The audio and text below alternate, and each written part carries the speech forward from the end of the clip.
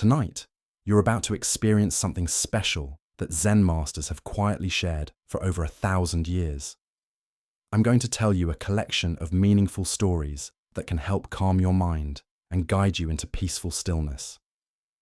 I've chosen 16 timeless Zen tales that have helped countless people find peace. Each story opens a different door in your mind and gently leads you toward the deepest rest you've ever known. These aren't just bedtime stories. They're ancient keys that unlock pathways to inner peace that your mind has been searching for. Whether you're worried about tomorrow, replaying today's conversations, or simply feeling that familiar restlessness that keeps sleep just out of reach, these teachings will meet you exactly where you are. What makes this journey special is how gentle it is. You don't need to understand Buddhism or have any meditation experience. The Buddha taught that wisdom shows itself naturally when we simply listen with an open heart. Tonight, as we explore tales of samurai discovering paradise, monks learning true silence, and masters revealing the most valuable treasures, you'll feel something shifting deep within you. Your breathing will naturally slow. Your shoulders will release tension you didn't know you were holding. And gradually, without effort, you'll find yourself drifting toward that perfect place where thoughts dissolve and peace begins. So settle in completely now. Let your body sink into comfort. Take a gentle breath with me. And as you breathe out, trust that this ancient wisdom is already beginning its quiet work. This is the tale of the soldier and the gates of paradise. In ancient Japan, when cherry blossoms painted the mountainsides pink and white, a fierce samurai warrior named Nobushiga made his way up a winding stone path to visit the famous Zen master Hakuin. The monastery bells echoed softly through the valley as morning mist clung to the pine trees. Nobushiga carried himself with the stiff posture of a professional soldier. His hand rested naturally on the handle of his sword, and his eyes were alert and watchful. The warrior entered the simple temple where Master Hakuin sat in quiet meditation. When the old teacher opened his eyes and looked at his visitor, Nobushiga bowed briefly and spoke with military directness. "Master, I have come to ask you about something that troubles me. Is there really a paradise and a hell? I have heard many teachings, but I want to know the truth." Hakuin studied the samurai for a long moment, taking in his proud posture and stern expression. "Who are you?" the master asked gently. "I am a samurai," Nobushiga replied, his chest swelling with pride. "I serve my lord with honor, and am prepared to die for my country." Suddenly, Hakuin's behavior changed completely. "You, a soldier?" he exclaimed with apparent disgust. "What kind of ruler would have you as his guard? Your face looks like that of a beggar, not a warrior worthy of respect." The insult struck Nobushiga like a physical blow. His face flushed red with rage, and his hand moved instinctively toward his sword. How dare this old monk speak to him with such disrespect? But Hakuin continued his verbal assault. "So you have a sword? Your weapon is probably much too dull to cut off my head. I doubt you could cut through rice paper with such a pathetic blade." The samurai's anger exploded beyond all control. He drew his sword with a fierce cry, raising it above his head, ready to strike down this insulting teacher who had dishonored him so badly. At that precise moment, as fury consumed every part of Nobushiga's being, Hakuin spoke calmly. "Here, open the gates of hell." The words struck through the warrior's rage like lightning through darkness. In an instant, Nobushiga saw clearly what had happened. He understood the master's profound teaching method and realized that his own anger had indeed opened the gates of hell within his own heart. The realization was so powerful that he immediately put his sword away and bowed deeply before the teacher. "Here, open the gates of paradise," said Hakuin with infinite gentleness. The Buddha taught, holding on to anger is like grasping a hot coal with the intent of throwing it at someone else. You are the one who gets burned. This ancient wisdom reveals the profound truth that Nobushiga discovered in that life-changing moment. Heaven and hell are not distant places, but immediate experiences created by the state of our own mind. Why do we so readily open the gates of hell within ourselves? Zen Buddhism points to several aspects of human thinking that create this pattern. First is our attachment to self-image, and the stories we tell ourselves about who we are. Nobushiga identified so completely with being a respectable samurai that any challenge to this identity triggered explosive defensiveness. When someone threatens our carefully built sense of self, we instinctively reach for the sword of anger. Righteous indignation or wounded pride. Second is our trained response to treat every perceived slight as a genuine threat requiring immediate defensive action. Our ancient survival mechanisms haven't adapted to modern social situations where physical aggression is rarely appropriate. The same brain pathways that once helped us escape predators now fire when someone cuts us off in traffic, criticizes our work, or fails to show us what we consider adequate respect. Third is our fundamental misunderstanding about the source of our emotional experience. We believe that others make us angry, when in reality anger arises from our own interpretations and reactions. Hakuin didn't create Nobushiga's hell. He simply revealed the hell that the samurai carried within himself, ready to be triggered by the right circumstances.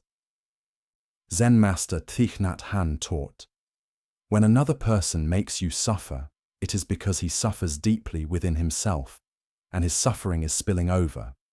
He does not need punishment, he needs help." This wisdom applies equally to our own angry reactions. When we find ourselves opening the gates of hell, it's often because some unhealed suffering within us has been touched. Consider the last time someone's words or actions triggered intense anger in you. Perhaps a colleague dismissed your ideas in a meeting, a family member criticized your choices, or a stranger was rude to you in public. In that moment, what gates opened within your mind? Did you feel the familiar rush of righteous fury, the desire to defend yourself or strike back? These are the gates of hell opening, not because the other person was necessarily wrong, but because your own inner peace was so fragile that it could be shattered by external circumstances. The Buddha said, "You will not be punished for your anger, you will be punished by your anger." This punishment is immediate and internal. When we're consumed by rage, we suffer far more than our supposed enemies. Our bodies flood with stress hormones, our thinking becomes clouded, our relationships suffer, and we lose access to our natural wisdom and compassion. But Hakuin's teaching reveals something even more profound. The same circumstances that can open hell's gates can instantly open paradise's gates when met with awareness rather than automatic reaction. The moment Nobushiga recognized what was happening within his own mind, his entire experience transformed. The angry warrior became a humble student. The threatening situation became a profound teaching, and the gates of paradise swung open. This is the miracle of mindfulness, the capacity to observe our mental and emotional states as they arise without being completely identified with them. When we can see our anger clearly, we gain the power to choose our response rather than being enslaved by automatic reactions.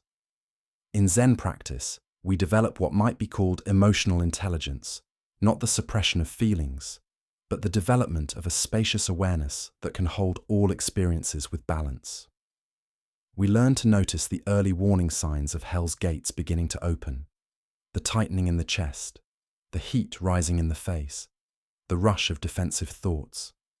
With practice, we can catch these patterns before they consume us completely. Tonight, as you reflect on your own triggers and reactive patterns, can you identify the circumstances that most reliably open hell's gates within your mind? Perhaps it's feeling unappreciated, being interrupted, having your abilities questioned, or being treated with disrespect. These triggers are actually doorways to freedom when approached with awareness rather than automatic reaction. As the Buddha taught, better than 1,000 hollow words is one word that brings peace. In our daily interactions, we have countless opportunities to choose which gates we open, not just for ourselves, but for others. When we respond to aggression with patience, to criticism with curiosity, and to disrespect with dignity, we help create conditions where paradise's gates can open for everyone involved. As we continue our journey through the wisdom of Zen Buddhism, let us turn to a tale that reveals how ordinary thinking can blind us to creative solutions.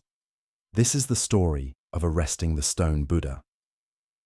On a sweltering summer day in ancient Japan, when the cicadas sang their relentless chorus and the air shimmered with heat, a weary merchant made his way along the dusty road leading to the marketplace.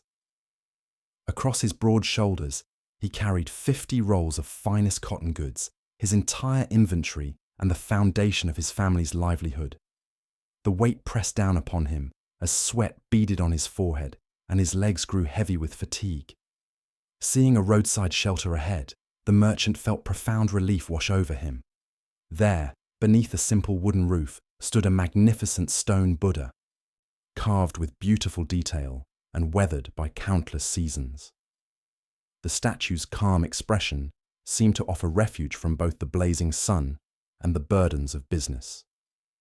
Gratefully, the merchant set down his precious cotton rolls at the Buddha's feet and settled into the cool shade. The peaceful presence of the statue, combined with his exhaustion, soon lulled him into deep sleep. His breathing became slow and regular as his body finally released the tension of the long journey. When he awoke hours later, the merchant's blood ran cold. His 50 rolls of cotton had vanished completely. He searched frantically around the shelter, hoping perhaps they had simply been moved by a helpful passerby, but found nothing.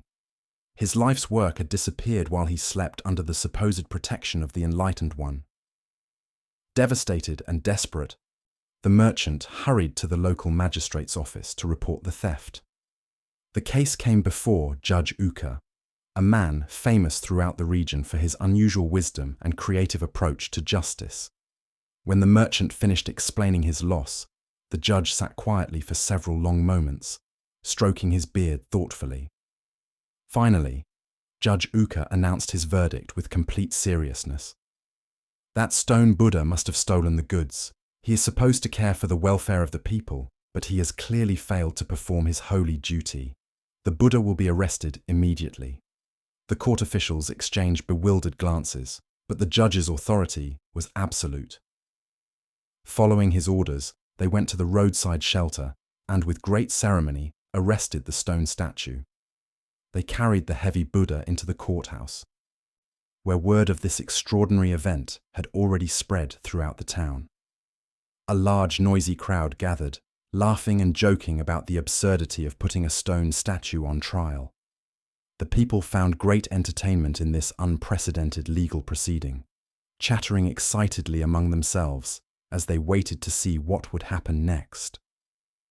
When Judge Uka entered the courtroom and took his place on the bench, his expression was stern and disapproving. He surveyed the noisy crowd with obvious displeasure before speaking. "What right have you people to appear before this court, laughing and joking in such a manner?" he demanded. "This is a serious legal proceeding, and your behavior shows complete contempt for the dignity of justice. You are all in contempt of court and subject to significant fines and imprisonment." The laughter died immediately. The crowd grew silent and nervous, suddenly realizing they might face real consequences for their amusement. "I shall have to impose a fine on each of you," the judge continued gravely. "But I am prepared to show mercy. The fine will be forgiven provided each person brings 1 roll of cotton goods to this court within 3 days. Anyone failing to do this will be arrested and face the full penalty of the law." The people, now thoroughly sobered by the prospect of legal punishment, hastily agreed to the judge's terms. Over the next 3 days, they brought cotton rolls from their homes, shops, and storage rooms, eager to avoid the threatened consequences. When all the rolls had been collected, the merchant was asked to examine them carefully.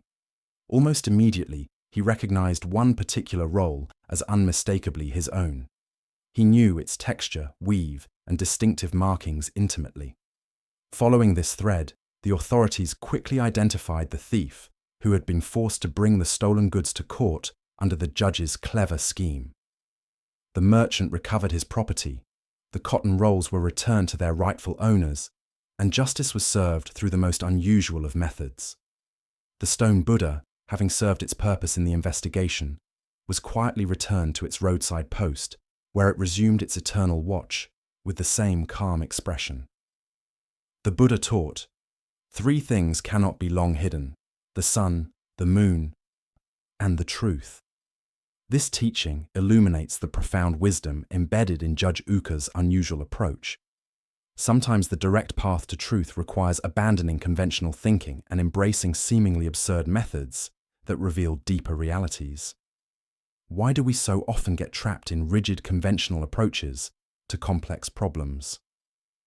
Zen Buddhism identifies several mental habits that limit our creative problem-solving abilities. First is our attachment to logical sequence and conventional cause and effect thinking. We expect problems to be solved through direct, straight-line approaches.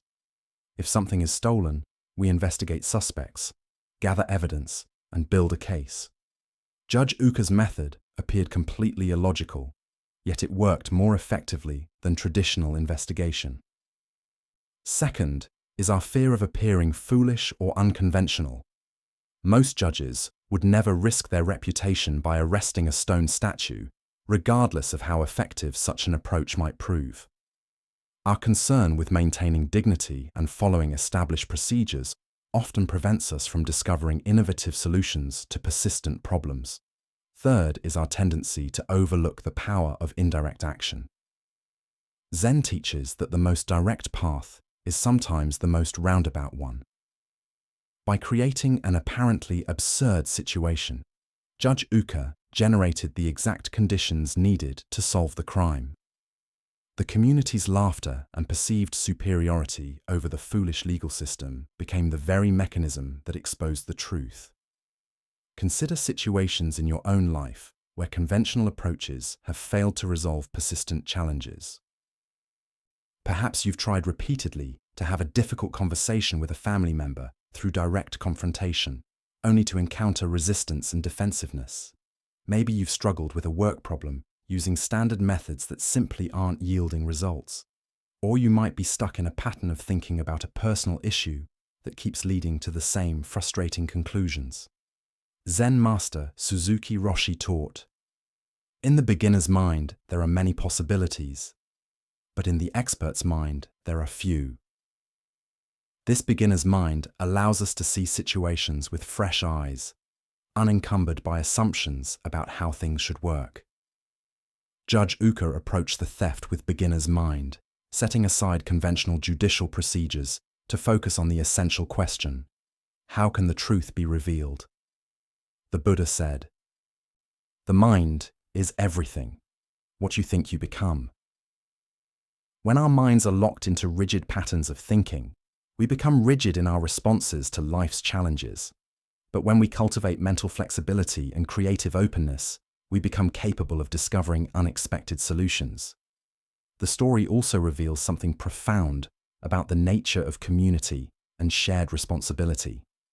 The townspeople initially felt superior to the legal process, laughing at what seemed like judicial foolishness. But their amusement was transformed into participation when they faced personal consequences. This mirrors how we often remain detached from problems until we recognize our own stake in finding solutions.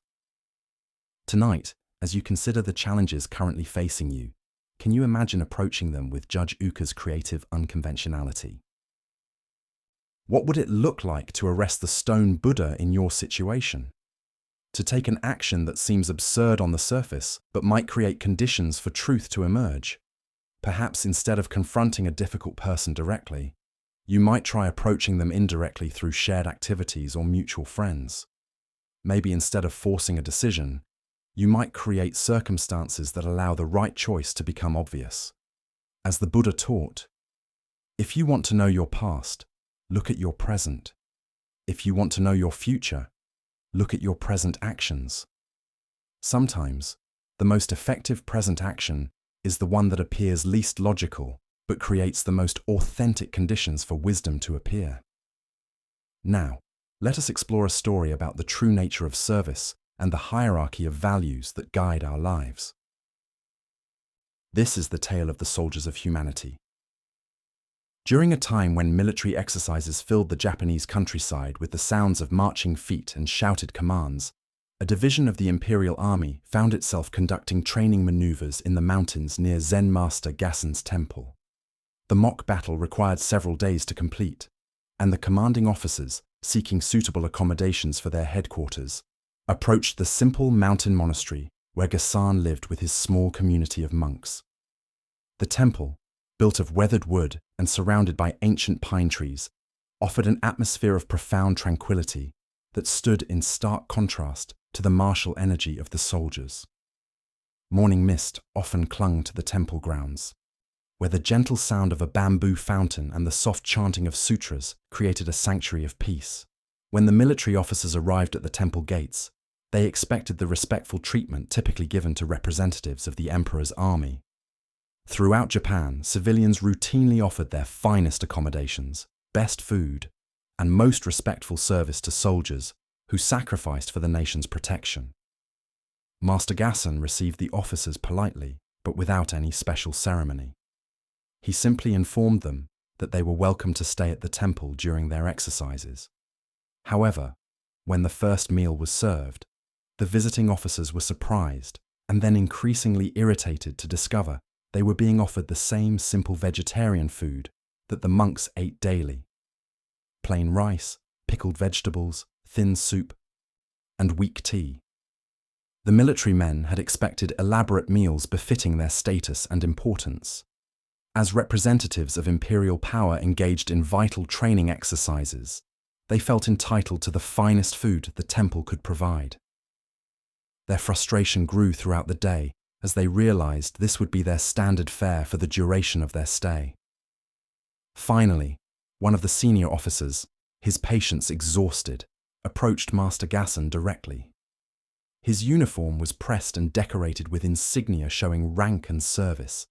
His bearing was rigid with military pride and barely controlled anger. "Master," he said, attempting to maintain a respectful tone while his anger was clearly visible, "I must speak with you about our treatment here. Who do you think we are? We are soldiers of the Imperial Army, sacrificing our lives for our country and our emperor. We risk everything in service to Japan. Why don't you treat us accordingly? Why do you offer us the same plain food you give to your monks?" The officer expected an immediate apology and correction of what he saw as a clear oversight or insult. Surely the old monk had simply failed to understand the importance of his guests and would quickly fix the situation once properly informed. But Master Gassen's response was not what the officer anticipated.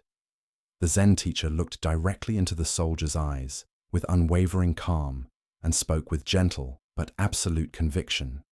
"Who do you think we are? We are soldiers of humanity, aiming to save all sentient beings." The officer stood speechless, his prepared argument suddenly seeming insignificant in the face of this unexpected response.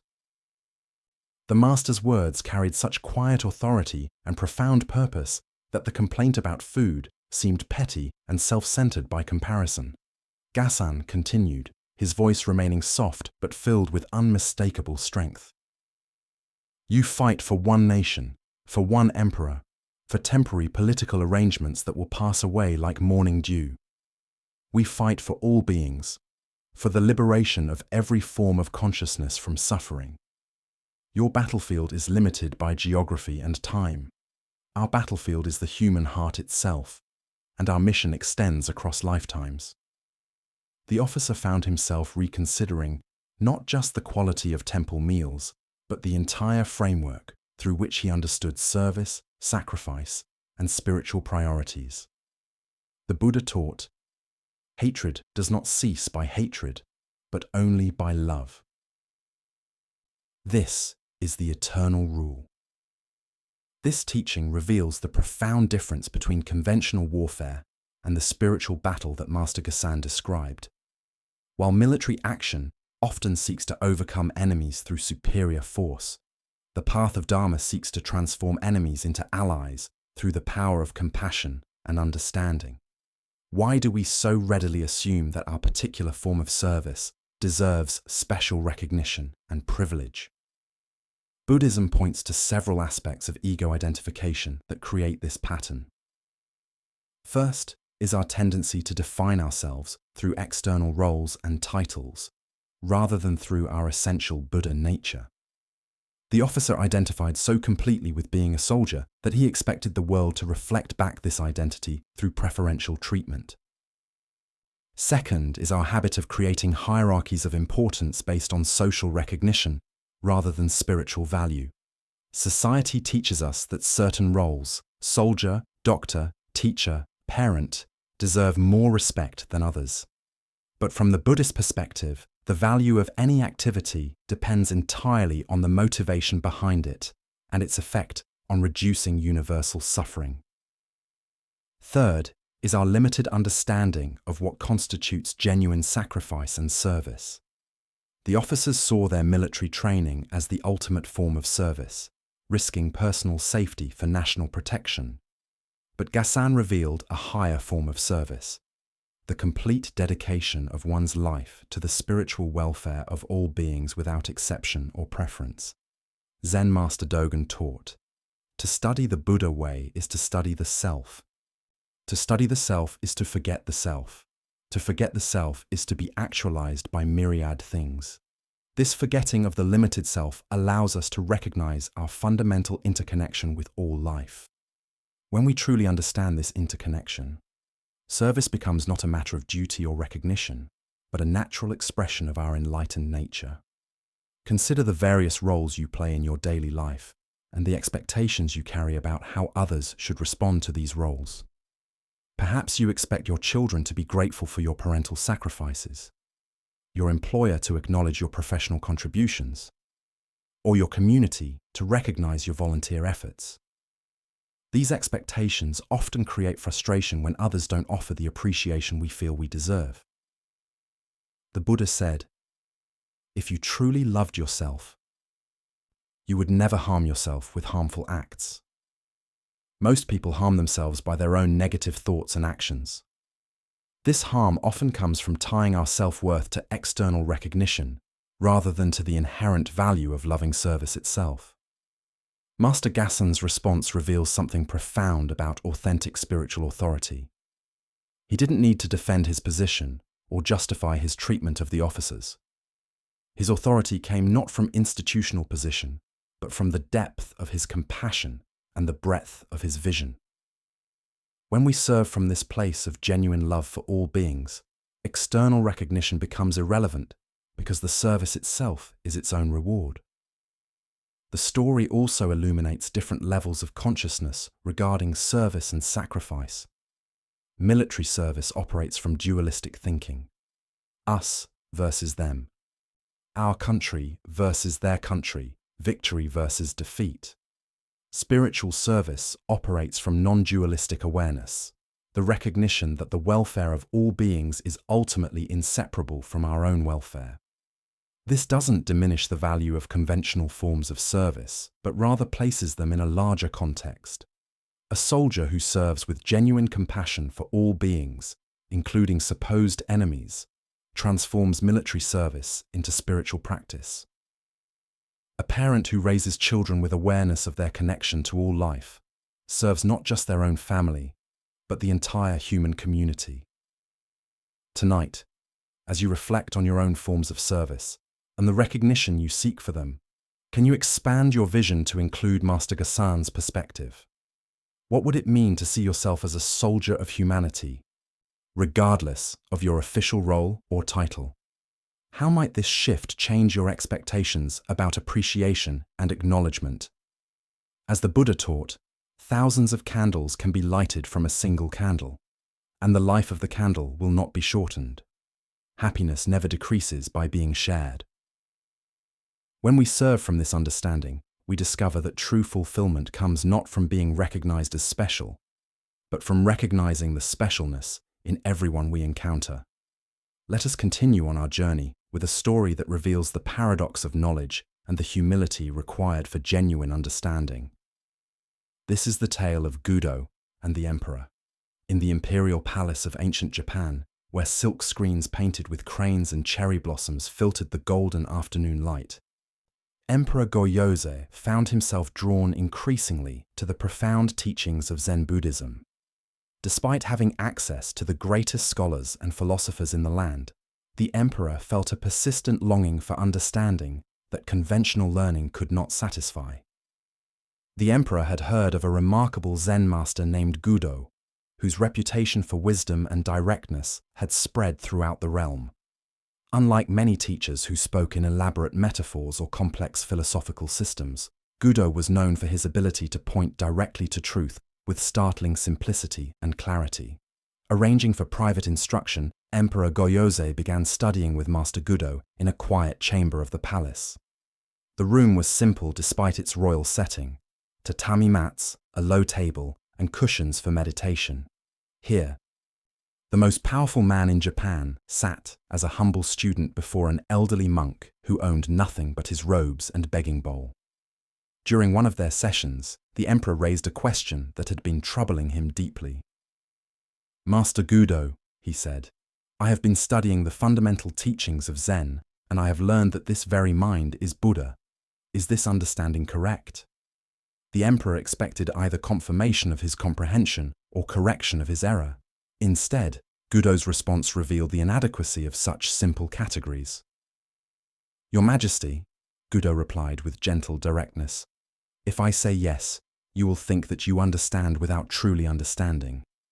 If I say no, I would be contradicting a fact which you may actually understand quite well." The emperor sat with this puzzling response, recognizing that his question had been more complex than he initially realized. There was something in Gudo's answer that pointed to a level of understanding beyond intellectual agreement or disagreement. On another occasion, the emperor posed what he considered an even more profound inquiry. "Master, where does the enlightened man go when he dies? What becomes of one who has achieved perfect understanding?" Again, Gudo's answer was unexpected in its simplicity. "I know not." The emperor was startled. How could this renowned master, this teacher of teachers, admit to such fundamental ignorance about something so important? "Master, why don't you know?" the emperor pressed. "Surely someone of your understanding must have insight into such matters." Gudo's response was even more disarming than his admission of ignorance. "Because I have not died yet." The emperor felt his mind reeling.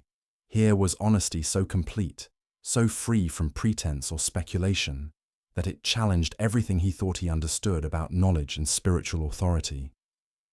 The master's willingness to admit the limits of his direct experience was more profound than any elaborate theory about afterlife states. Emperor Go-Yozei found himself hesitating to ask further questions. His rational mind could not grasp these responses that seemed to dissolve the very foundation of conventional inquiry. He sat in confused silence, uncertain how to proceed with a teacher who answered questions by revealing their inadequacy. Suddenly, Gudo struck the floor sharply with his hand, the sound cracking through the quiet chamber like thunder. The unexpected noise shattered the emperor's mental confusion, and in that moment of startled awareness, understanding flashed through his consciousness like lightning illuminating a dark landscape. The emperor was enlightened. In that instant, he understood what could not be understood through thinking, grasped what could not be grasped through concepts, and knew what could not be known through intellectual analysis. The awakening was immediate, complete, and undeniable. From that moment forward, Emperor Go-Yozei's respect for Zen Buddhism and for Old Master Gudo deepened immeasurably. He had discovered through direct experience what no amount of study could have taught him: that ultimate reality is not something to be understood, but something to be realized through immediate awareness. Years passed, and Master Gudo grew very old. During his lectures in the palace, the ancient teacher would sometimes fall asleep in the middle of speaking, overcome by the fatigue of his aging body. When this happened, the emperor would quietly retire to another room, ensuring that his beloved teacher could rest undisturbed without embarrassment or concern for protocol. The Buddha taught, "Do not believe in anything simply because you have heard it. Do not believe in anything simply because it is spoken and rumored by many. But after observation and analysis, when you find that anything agrees with reason and is conducive to the good and benefit of one and all, then accept it and live up to it." This teaching reveals the profound difference between intellectual knowledge and direct realization that lies at the heart of Gudo's instruction. The emperor initially approached Zen study as he might approach any scholarly subject, seeking information that could be grasped, categorized, and stored in memory. But enlightenment is not information. It is transformation. Why do we so persistently confuse knowing about something with knowing something directly? Buddhism identifies several obstacles to genuine understanding. First is our attachment to conceptual thinking as the primary means of understanding reality. We've been conditioned to believe that if we can think clearly about something, we understand it. But the deepest truths of existence cannot be captured in concepts, no matter how sophisticated our thinking becomes. Second is our desire for certainty and our discomfort with not knowing. The emperor wanted definitive answers about Buddha nature and enlightened death because uncertainty feels threatening to the ego mind. But Gudo revealed that true wisdom often begins with genuine acknowledgement of the limits of conceptual knowledge. Third is our tendency to seek spiritual understanding through the same methods we use to acquire ordinary knowledge, accumulating information, building theories, and organizing concepts into systematic frameworks. But enlightenment is not the culmination of learning. It is the recognition of what has always been present, but obscured by the very effort to grasp it intellectually. Zen master Huangbo taught, "The foolish reject what they see, not what they think. The wise reject what they think, not what they see." This points to the fundamental shift that occurred when Gudo struck the floor. The emperor stopped trying to think his way to understanding, and instead experienced direct awareness without the mediation of concepts. Consider your own relationship to uncertainty and not knowing.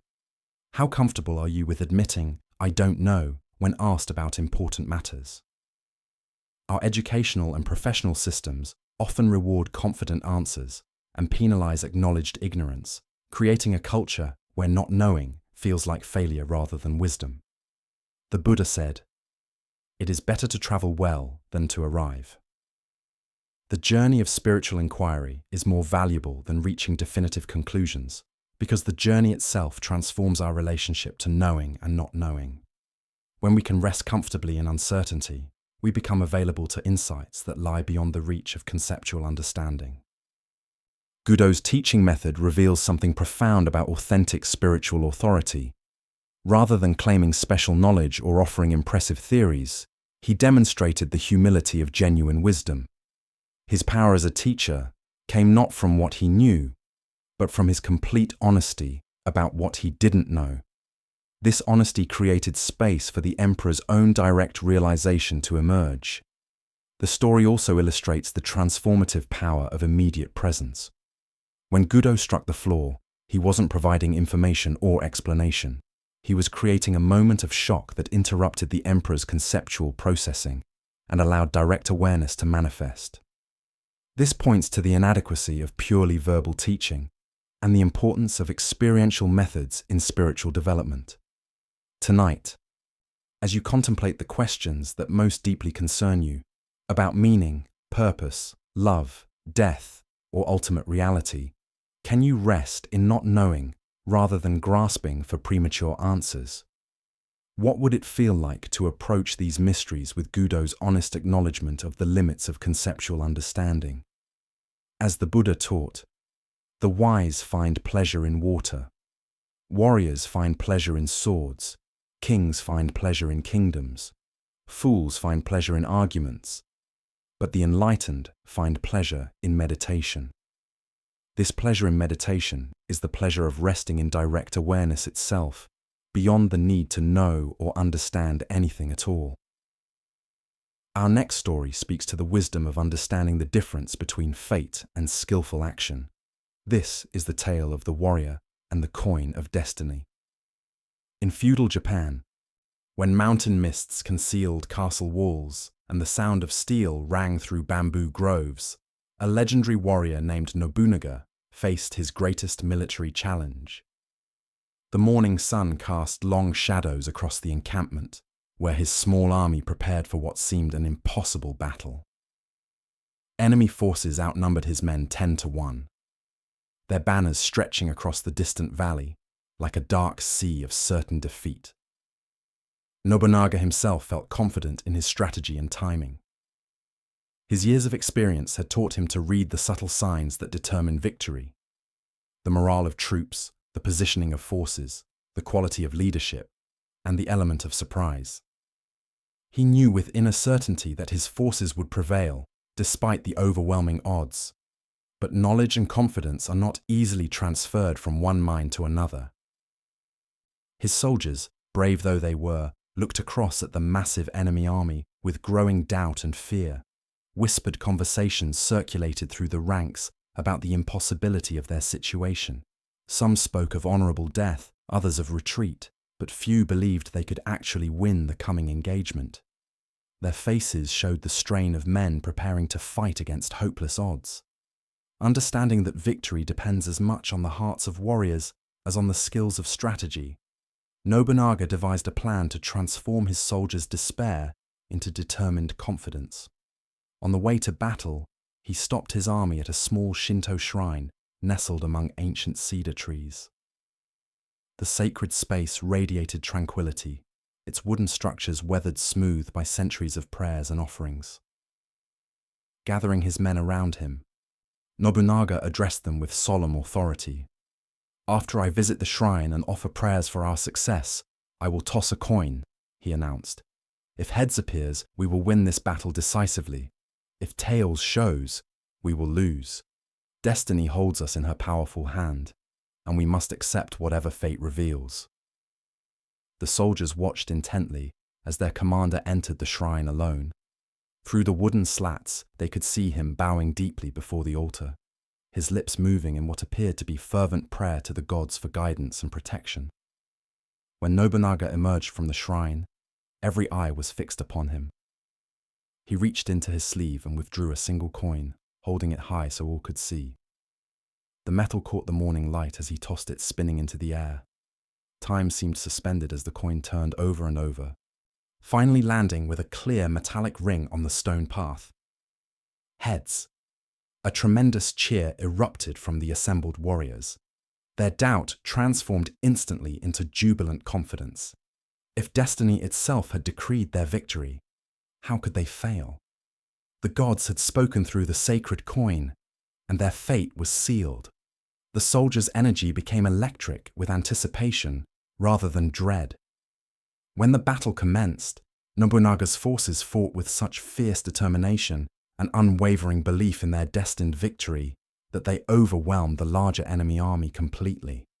Their conviction became a weapon more powerful than any sword, creating the very victory that the coin had supposedly predicted. After the triumph, as they celebrated around the evening campfires, Nobunaga's personal attendant approached his master with admiration. "Truly, my lord, no one can change the hand of destiny. The gods showed us our fate, and it came to pass exactly as foretold." Nobunaga smiled and reached into his sleeve. "Indeed not," he said quietly, showing his attendant a coin that had been specially crafted with heads facing both sides. There had never been any possibility of tails appearing.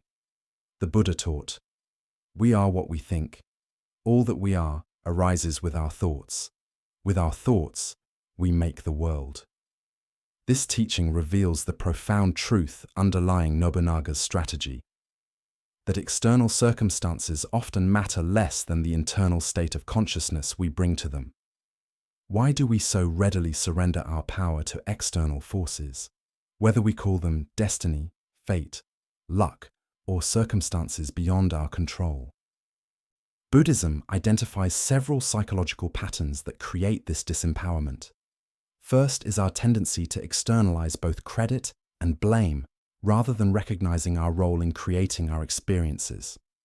When things go well, we attribute success to favorable conditions. When they go poorly, we blame bad luck or unfair circumstances. Second is our misunderstanding of the relationship between acceptance and action. Many people interpret spiritual teachings about accepting what is as passivity or fatalism, missing the dynamic interplay between inner acceptance and skillful outer engagement. Nobunaga accepted the reality of his situation while simultaneously taking creative action to transform it. Third is our underestimation of the power of belief and confidence in shaping outcomes.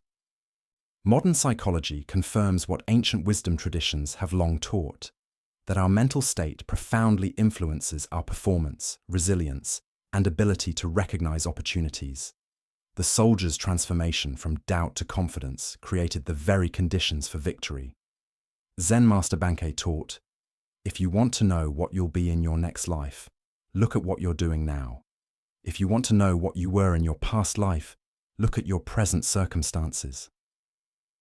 This points to a more nuanced understanding of destiny, not as external fate imposed upon us, but as the natural result of our thoughts, intentions, and actions. Consider situations in your own life where you felt at the mercy of circumstances beyond your control. Perhaps you're facing a challenging work situation, a difficult relationship, a health concern, or a financial obstacle.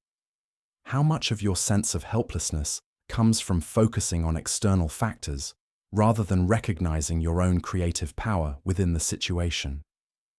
The Buddha said, "It is our own mental attitude which makes the world for us. Our thoughts make things beautiful.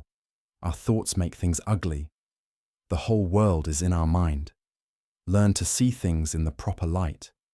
Nobunaga understood this principle deeply. He couldn't change the numerical odds, but he could transform his soldier's relationship to those odds. The story also reveals something profound about the nature of skillful leadership.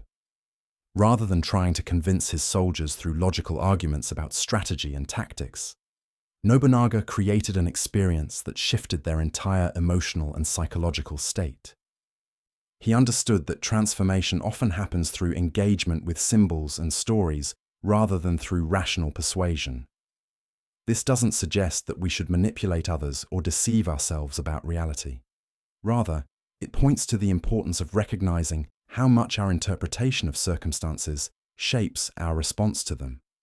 The facts of any situation are always embedded within a context of meaning, and we have far more influence over that context than we typically realize.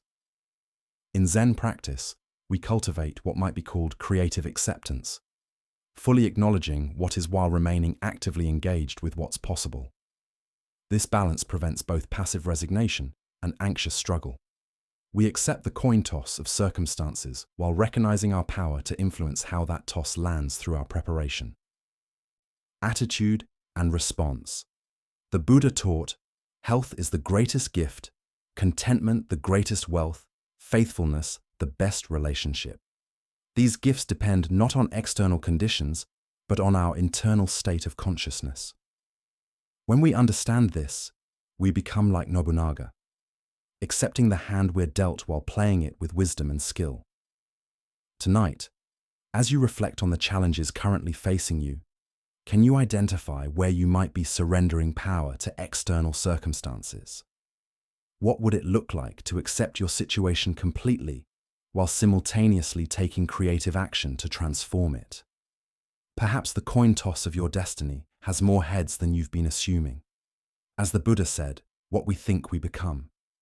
By taking responsibility for our thoughts and beliefs, we discover that we have been holding the coin of destiny in our own hands all along. As we continue our journey through the wisdom of Zen Buddhism, let us explore a story that challenges our assumptions about harm and protection. This is the teaching about the many forms of killing. Master Gasan sat in the golden light of late afternoon, teaching his students in the simple meditation hall of his mountain temple. The ancient wooden beams creaked softly in the mountain breeze, and incense drifted through the air like prayers made visible. His disciples, having gathered for their regular instruction, expected to receive teachings about meditation techniques or Buddhist philosophy. Instead, Gassan began speaking about something that seemed at first to contradict the fundamental principles they had been studying. The first precept of Buddhism clearly states the importance of not killing, of protecting all sentient life from harm. This teaching forms the foundation of Buddhist ethics and guides practitioners toward vegetarianism, careful treatment of insects, and reverence for all living beings. Those who speak against killing and who desire to spare the lives of all conscious beings are right, Gassan began, his voice carrying the authority of years of practice and realization. It is indeed good to protect even the smallest animals and insects. We should treat all life with the reverence it deserves. The students nodded in agreement, comfortable with this familiar teaching that aligned with their understanding of Buddhist compassion. They had learned to step carefully to avoid harming ants, to remove spiders gently from their quarters rather than killing them, and to choose food that caused the least possible suffering to other beings. But then, Master Gassan's teaching took an unexpected turn that challenged their conventional understanding of what it means to kill and what it means to protect life. "But what about those persons who kill time?" he asked, his penetrating gaze moving slowly across the assembled students. "What about those who are destroying wealth through wasteful consumption and meaningless luxury? And what of those who destroy political economy through corruption and greed? We should not overlook these forms of killing." The disciples felt their comfortable certainties beginning to shift. They had never considered that wasting time might be a form of killing, that squandering resources could be violence, or that economic destruction might violate the principle of non-harm. Gassan's words opened doorways to understanding they had not previously imagined. "Furthermore," the master continued, his voice growing more intense, "what of the one who preaches without enlightenment? Such a person is killing Buddhism itself." This final statement struck the students like thunder in a clear sky. Here was their revered teacher suggesting that teaching spiritual principles without genuine realization was perhaps the most serious form of killing, the destruction of the very wisdom that could liberate countless beings from suffering. The room fell into profound silence as each student contemplated the implications of these words. They began to see how their narrow understanding of killing had blinded them to subtler, but perhaps more damaging forms of harm. The protection of physical life, while important, was only one dimension of true compassion. The Buddha taught, "As you sow, so shall you reap.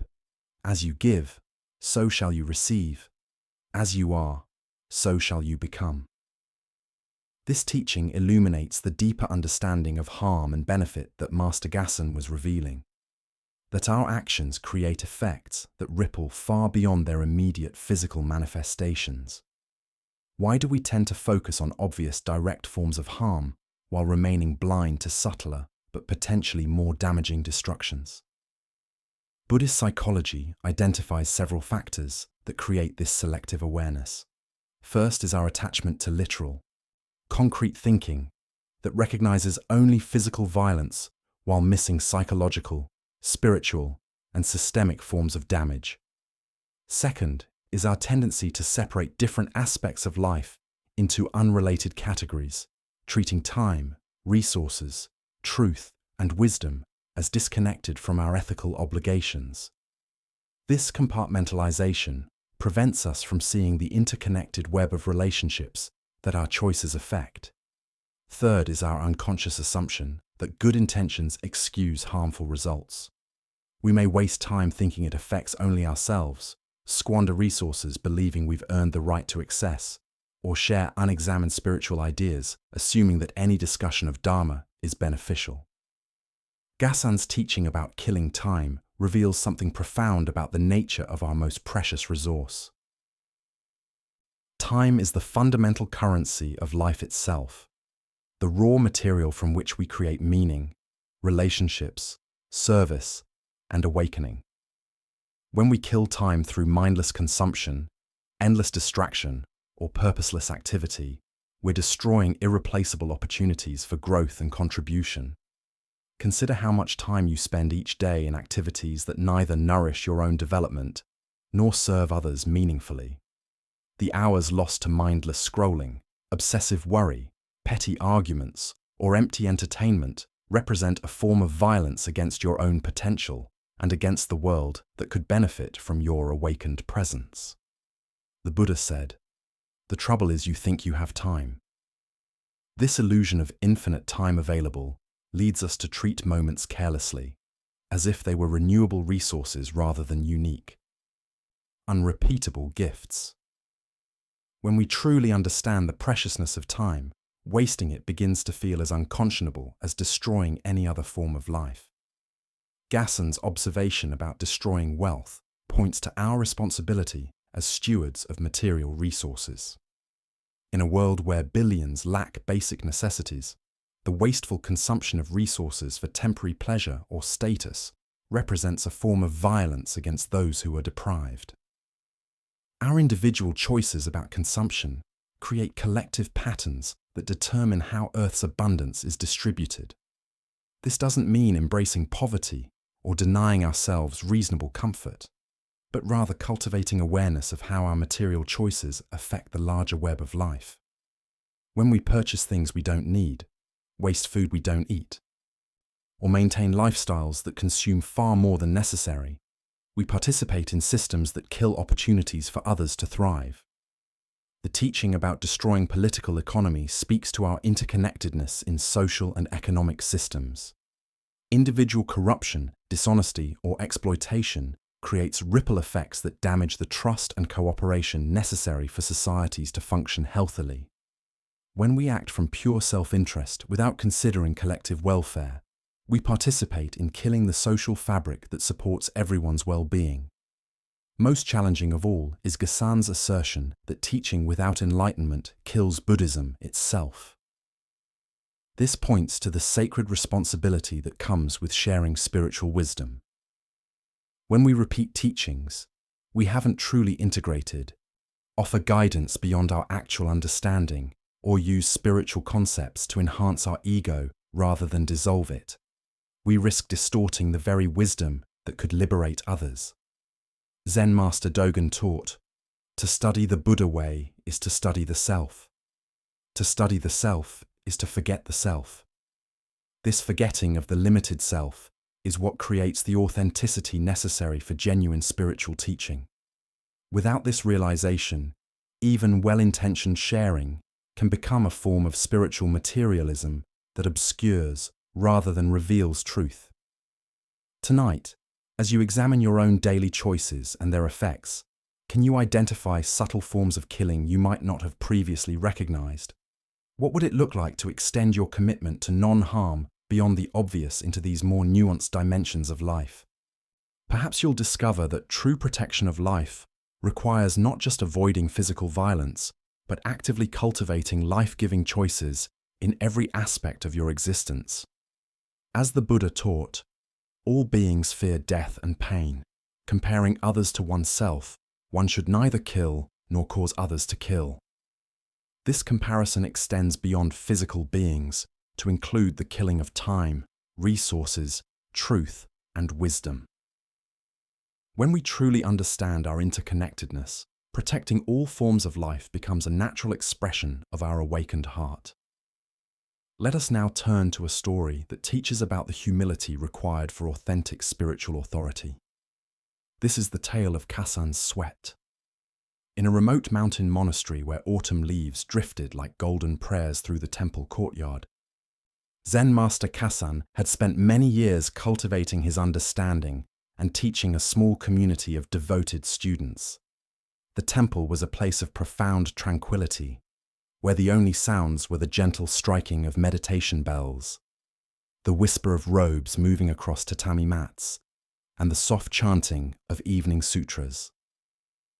Gasson had developed a reputation throughout the region for his wisdom and composure. In the protected environment of his mountain retreat, surrounded by students who revered him and landscapes that inspired contemplation, he felt confident in his realization and comfortable in his role as a spiritual teacher. His days followed peaceful rhythms of meditation, study, and instruction, unmarked by the complexities and pressures of the outside world. One day, an unexpected request arrived, that would test the depth of Kassan's spiritual development in ways he had never anticipated. A messenger brought word that Kassan had been asked to officiate at the funeral ceremony of a provincial lord, a man of great political importance whose death had created significant attention throughout the region.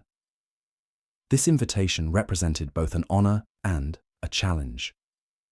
To be chosen for such a prominent ceremonial role indicated recognition of Kassan's spiritual standing. However, it also meant stepping outside the familiar confines of monastic life into a world of social protocol, political significance, and public scrutiny that he had never navigated before. Kassan had never met lords and nobles before. His entire adult life had been spent in the company of fellow monks and simple mountain villagers who approached him with natural respect and familiarity. The thought of conducting a ceremony before aristocrats, government officials, and other dignitaries filled him with unexpected anxiety. Despite his nervousness, Kassan accepted the responsibility and made his way to the elaborate ceremony. The funeral took place in a grand temple in the provincial capital, its architecture far more ornate than the simple wooden structures of his mountain home. Hundreds of elegantly dressed mourners filled the ceremonial space, their silk robes rustling as they moved with formal precision. When the ceremony began, Kassan found himself overwhelmed by the unfamiliar social atmosphere, the weight of so many sophisticated eyes upon him. The pressure of performing perfectly in such an important context and his lack of experience with aristocratic customs combined to create intense discomfort. Despite his years of meditation practice and his genuine understanding of Buddhist teachings, he began to sweat profusely. The perspiration was not merely from physical exertion, but from the mental tension of trying to maintain his composure while feeling completely out of his element. His nervousness was visible to all present, contradicting the serene confidence expected from a Zen master in any circumstance. Somehow Kassan managed to complete the ceremony without major errors, but he knew that his discomfort had been apparent to everyone present. The contrast between his usual composed presence in the monastery and his obvious anxiety in this foreign social environment revealed something important about the limitations of his spiritual development. After returning to his mountain temple, Kassan called his students together for an extraordinary announcement. Rather than pretending the funeral had gone well or making excuses for his performance, he spoke with radical honesty about what the experience had revealed. "I must confess to you," Kassan told his assembled pupils, "that I am not yet qualified to be your teacher. Today I discovered that I lack the sameness of bearing in the world of fame and social complexity that I possess here in our secluded temple. My practice has been incomplete, developed only within comfortable and familiar circumstances." His students were shocked. They had never seen their teacher display such self-doubt or heard him question his own qualification to guide them. Many expected him to dismiss this single difficult experience as unimportant or to rationalize his nervousness as natural and acceptable. Instead, Kassan made a decision that demonstrated the depth of his commitment to authentic spiritual development.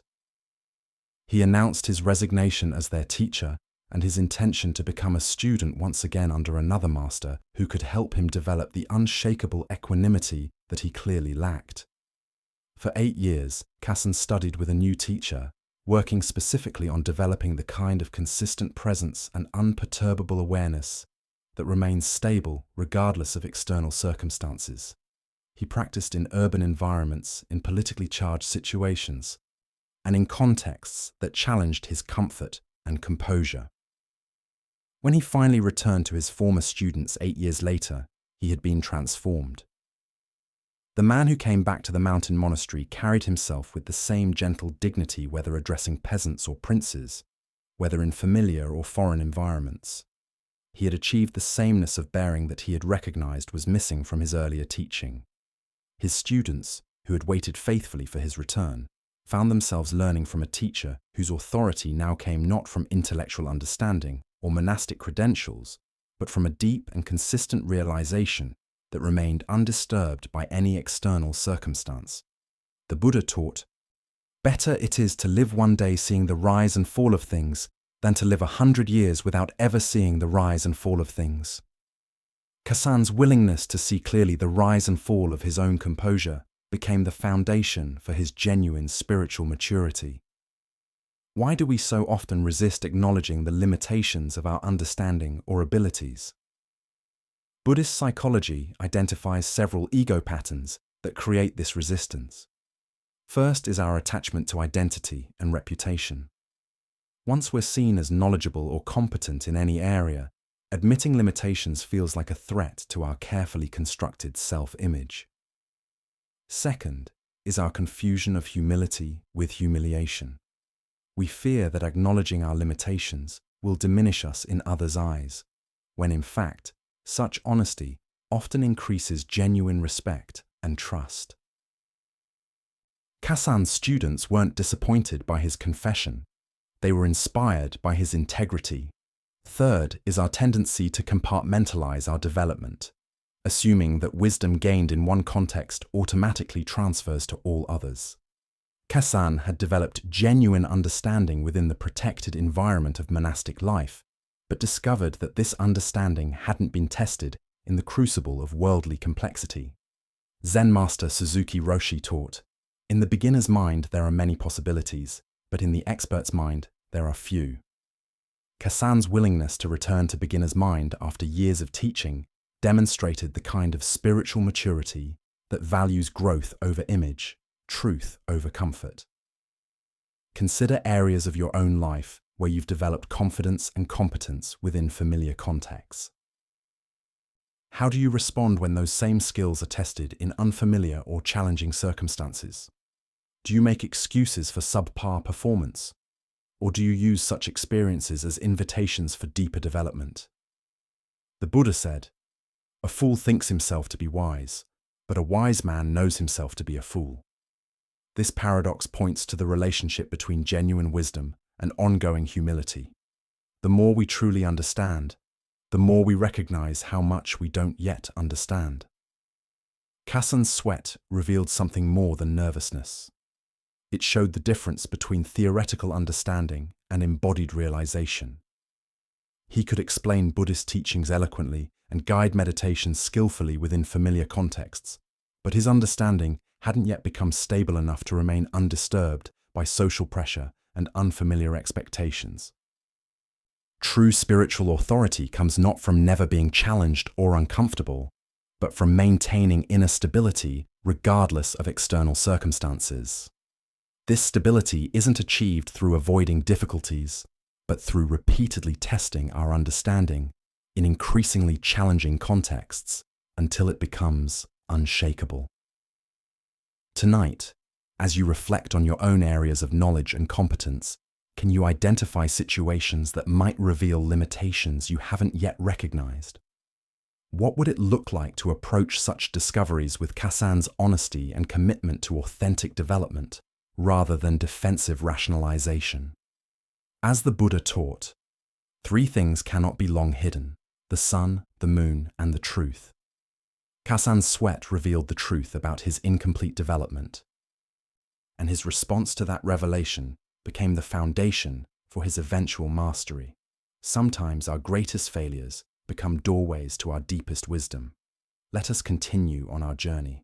The next story reveals the power of transcendent perspective in a teaching that comes directly from the enlightened one himself. This is Buddha's own description of ultimate reality. In the shade of the great Bodhi tree, where the Buddha had achieved his awakening, disciples gathered during the peaceful hours of late afternoon to receive teachings from their beloved master. The leaves rustled gently overhead, creating patterns of light and shadow that danced across the ground like living mandalas. The air was warm and still, filled with the profound tranquility that seemed to emanate from the Buddha's very presence. On this particular day, rather than offering a parable or responding to questions, the Buddha chose to share his direct perception of reality as seen from the vantage point of complete enlightenment. His words would reveal how radically different the awakened consciousness views the world compared to ordinary perception. Speaking with the gentle authority that came from perfect understanding, the Buddha began to describe his vision. I consider the positions of kings and rulers as that of dust motes. I observe treasures of gold and gems as so many bricks and pebbles. The disciples listened with growing amazement as their teacher continued to dissolve the conventional hierarchies and values that governed ordinary human life. I look upon the finest silken robes as tattered rags. I see myriad worlds of the universe as small seeds of fruit, and the greatest lake in India as a drop of oil on my foot. With each comparison, the Buddha was revealing how enlightened consciousness perceives the relative nature of all phenomena, how things that seem overwhelmingly important from ordinary perspective appear insignificant when viewed from the standpoint of ultimate understanding. I perceive the teachings of the world to be the illusion of magicians, he continued, his voice carrying infinite compassion for the confusion that these illusions create in unawakened minds. I discern the highest conception of emancipation as a golden brocade in a dream, and view the holy path of the illuminated ones as flowers appearing in one's eyes. Now the Buddha was addressing even the most sacred concepts and practices, revealing that from the perspective of complete realization, even the spiritual path itself is ultimately empty of the solid reality we attribute to it. I see meditation as a pillar of a mountain, nirvana as a nightmare of daytime, he said, dismantling any attachment his disciples might have to meditation practice, or even to the goal of enlightenment itself. Finally, the Buddha concluded with observations about the conceptual frameworks through which humans typically organize their understanding. I look upon the judgment of right and wrong as the serpentine dance of a dragon, and the rise and fall of beliefs as but traces left by the four seasons.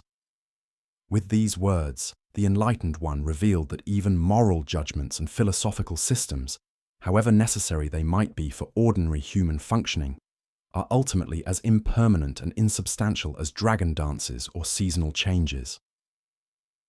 The disciples sat in stunned silence, their conventional understanding of reality thoroughly challenged by this glimpse into awakened perception.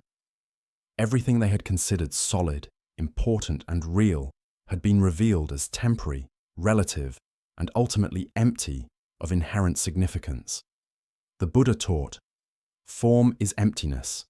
Emptiness is form. Form does not differ from emptiness. Emptiness does not differ from form." This fundamental teaching of Buddhism underlies every comparison he made in describing his enlightened perception. The recognition that all phenomena are empty of permanent, independent existence, while simultaneously manifesting as the play of consciousness itself. Why is it so difficult for unawakened minds to grasp this perspective? Buddhist psychology explains that our ordinary consciousness is constructed through layers of conceptual filters that create the appearance of solid, separate, and permanent phenomena.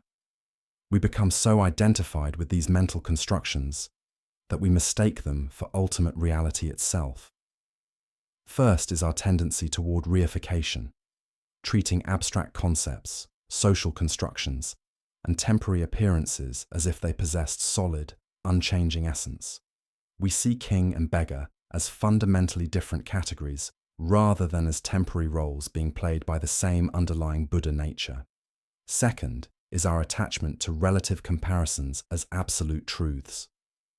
We believe that gold is inherently more valuable than pebbles, that palaces are inherently superior to simple dwellings, or that spiritual achievement makes someone inherently better than ordinary people. The Buddha's vision reveals these as conventional agreements rather than ultimate realities. Third is our identification with the content of consciousness rather than with consciousness itself.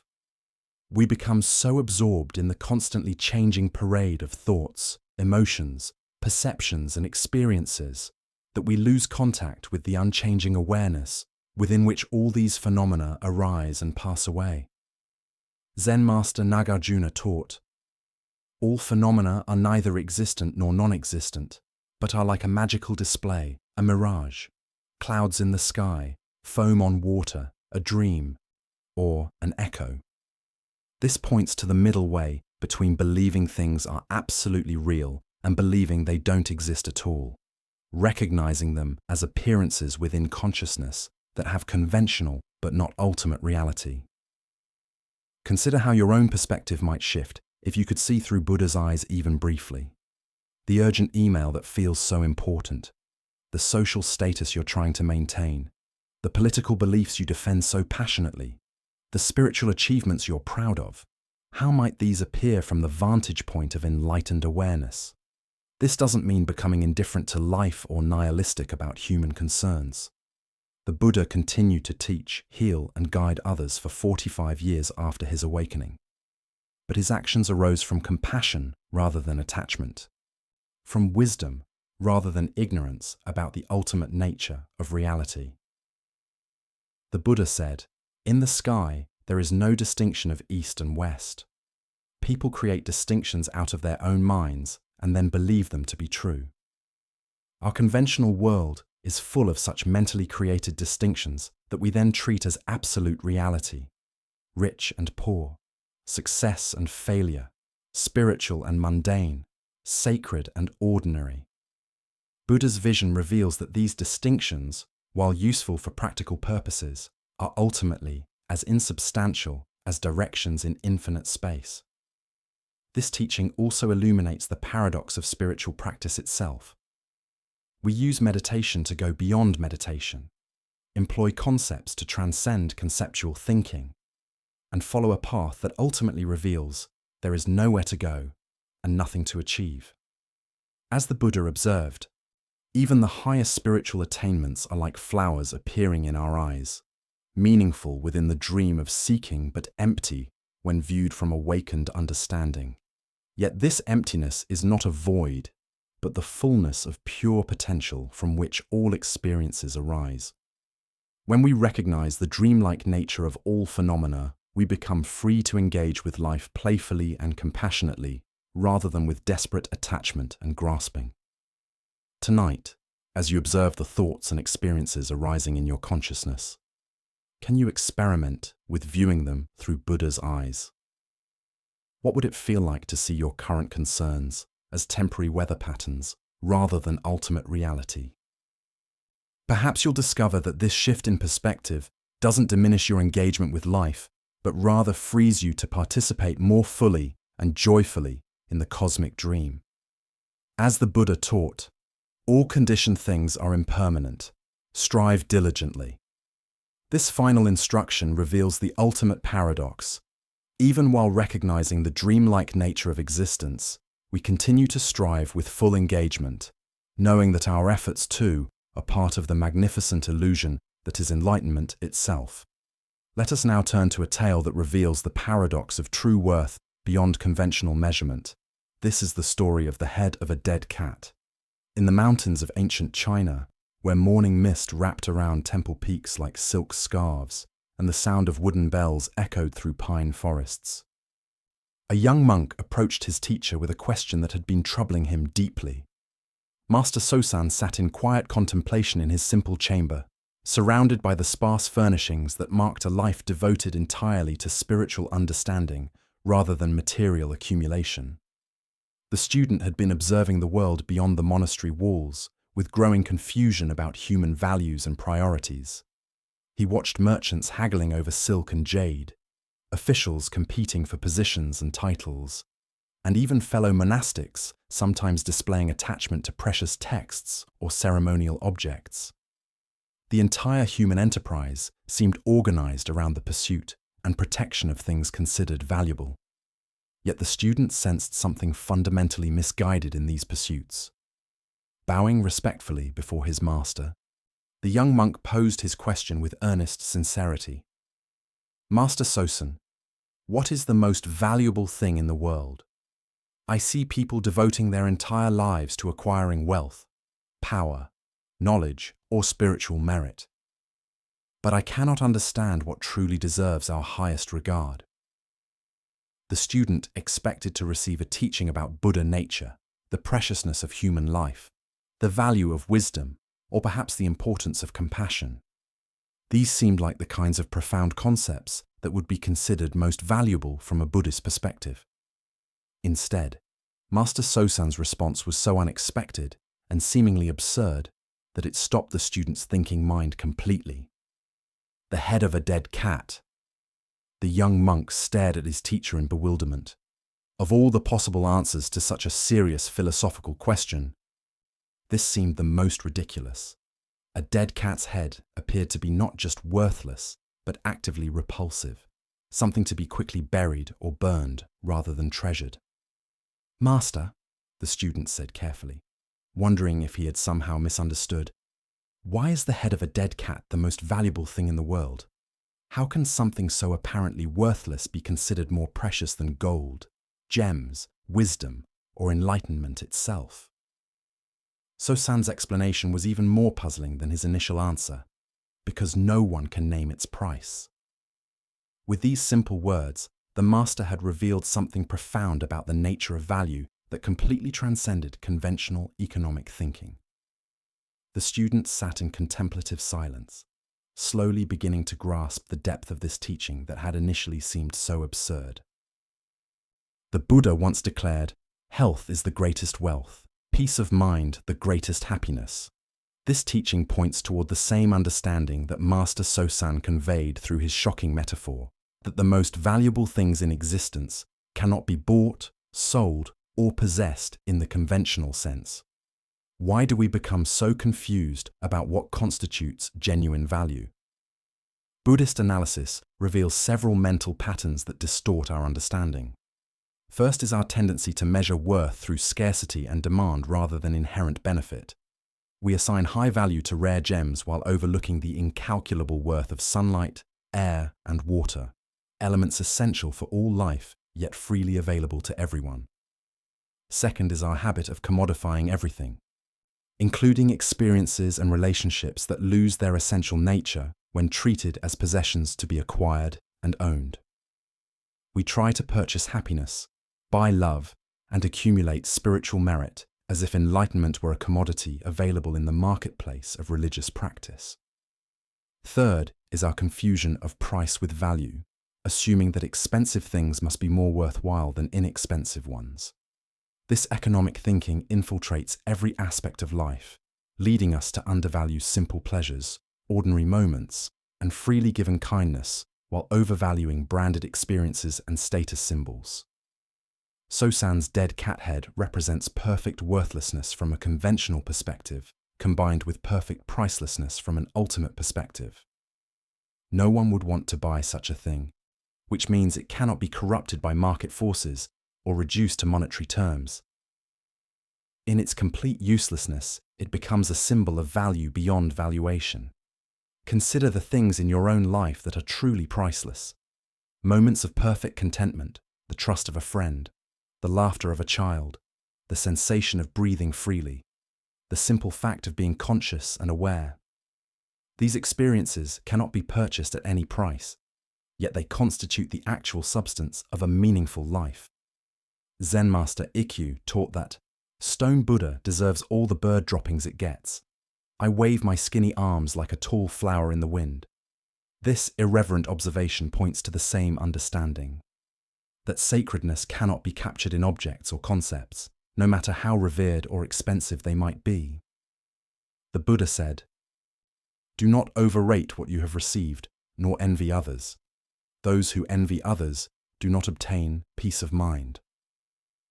This teaching reveals how our preoccupation with comparative value, having more or better things than others, actually prevents us from recognizing the immeasurable wealth we already possess.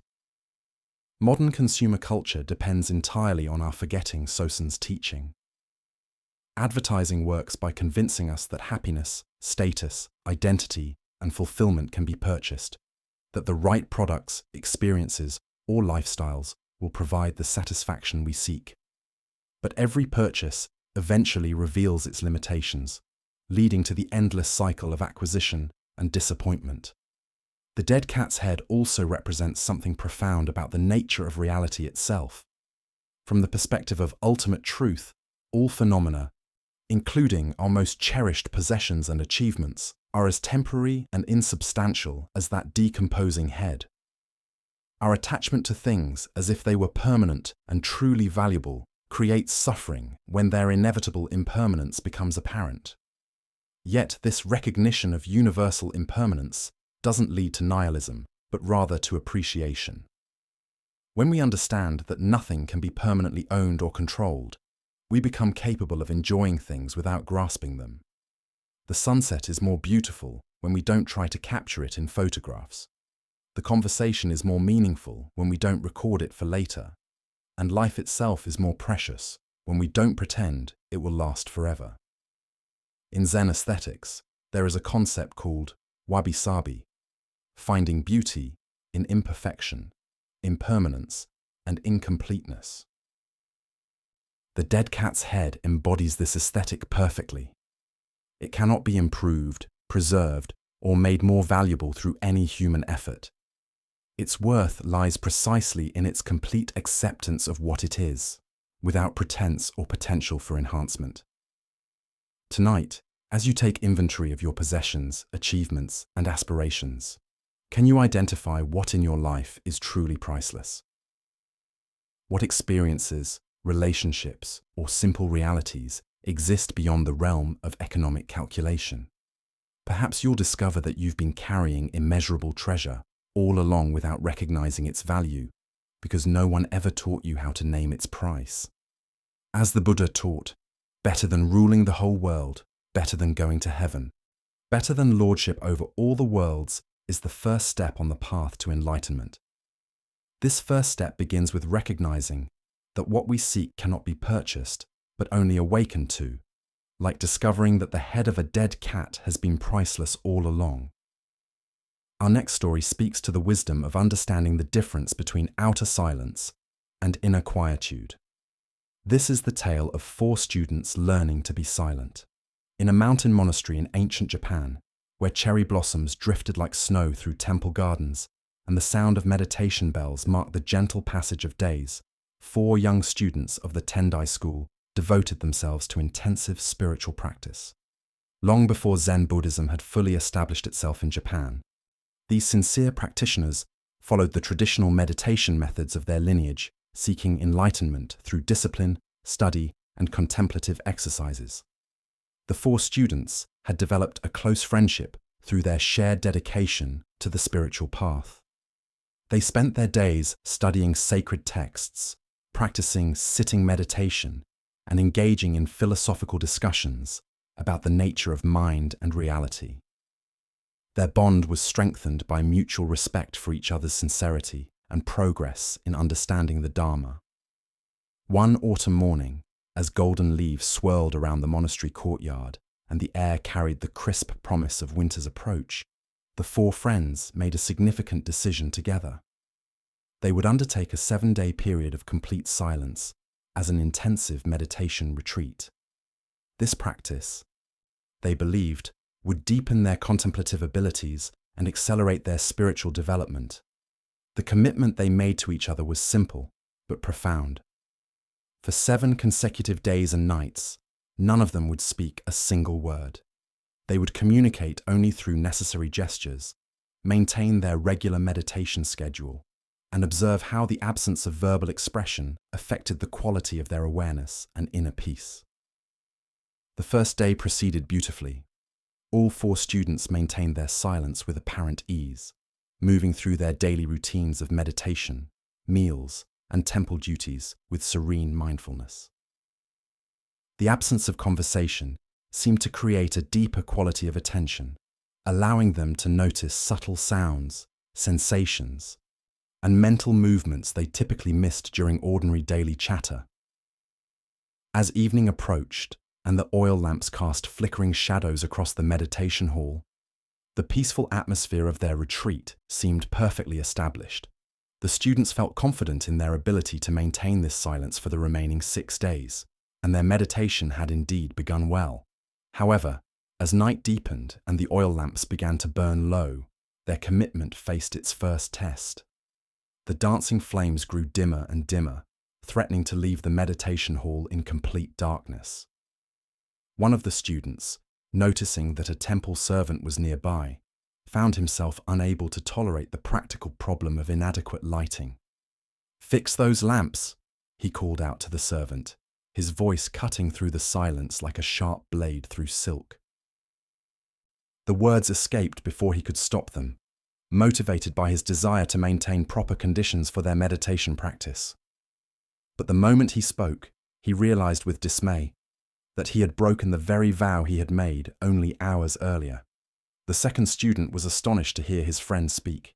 He had assumed that all four would maintain their commitment with equal determination. His surprise and disappointment overcame his own resolve to remain silent. "We are not supposed to say a word," he remarked to the first student, his tone carrying a mixture of reproach and disbelief. No sooner had these words left his mouth than he, too, realized the irony of his situation. In the very act of reminding his friend about their vow of silence, he had violated that same vow himself.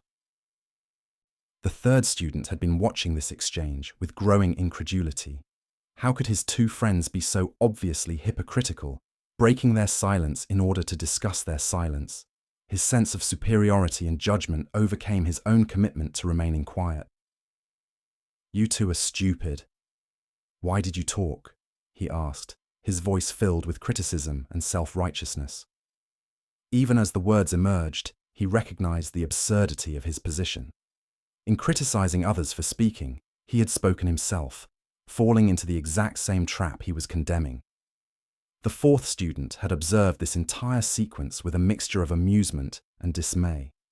He watched each of his friends succumb to the same pattern of breaking their vow while attempting to address or criticize others for breaking their vows.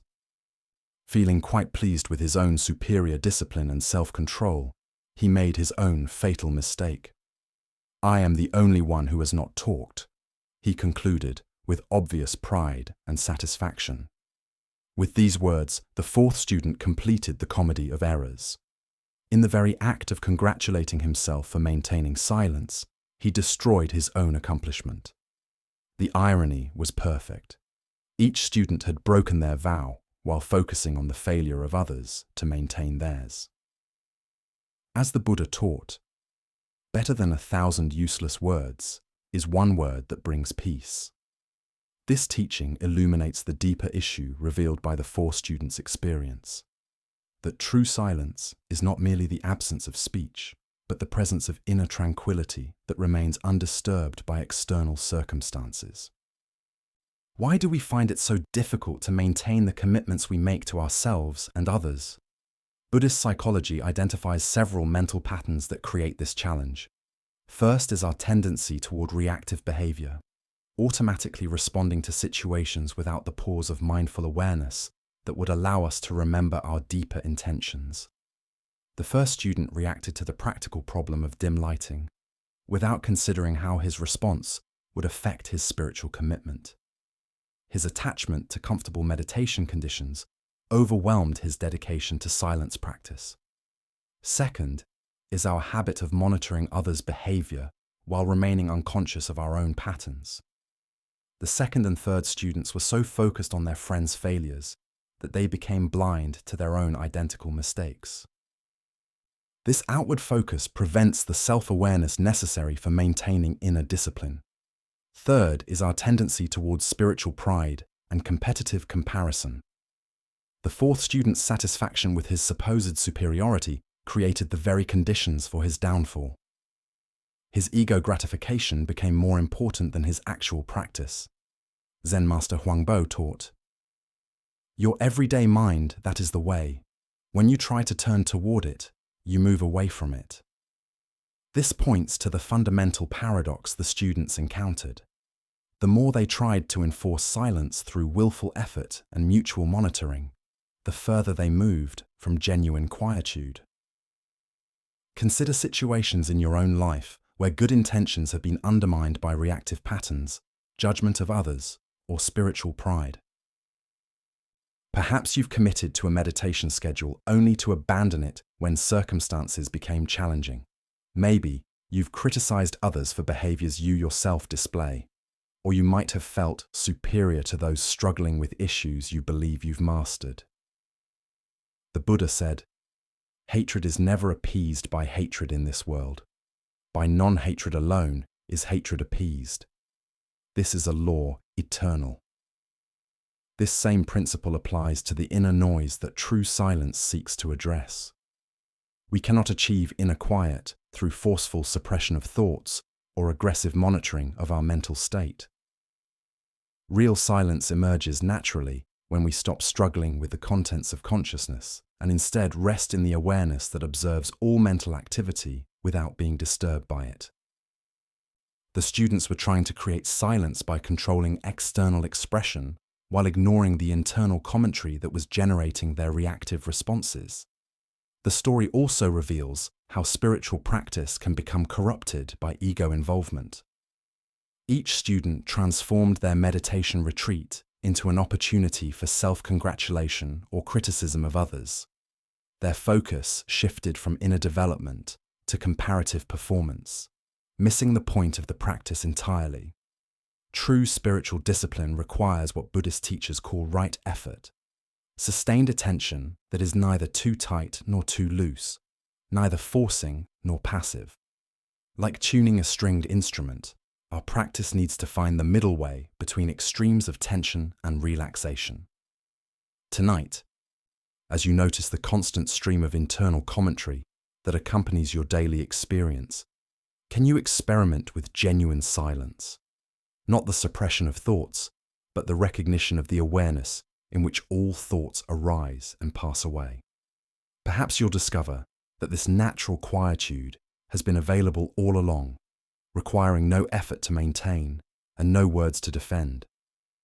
As the Buddha taught, silence is an empty space. Space is the home of the awakened mind. The four students eventually learned that true silence cannot be achieved through trying, but only through stopping the very effort that disturbs our natural peace. In this stopping, we discover the silence that was never broken and the peace that requires no protection. Now let us explore a story that illuminates the power of uncompromising honesty over flattering deception. This is the tale of the Blockhead Lord. In the rolling hills of feudal Japan, where ancient castles overlooked terraced rice fields and cherry trees lined the roads like rows of praying monks, a wealthy provincial lord found himself drawn to the profound teachings of Zen Buddhism. His castle, adorned with painted screens and surrounded by meticulously maintained gardens, housed extensive libraries and attracted scholars from across the realm. Yet he felt a persistent emptiness that material luxury and intellectual pursuits could not fill. Having heard of Zen's promise to reveal the true nature of mind, directly without dependence on scriptures or elaborate philosophical systems, the Lord decided to invite prominent Zen teachers to his estate.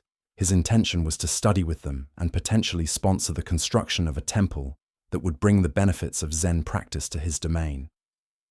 Two renowned masters accepted his invitation, Daigu and Gudo, each known throughout the region for their wisdom and different teaching styles.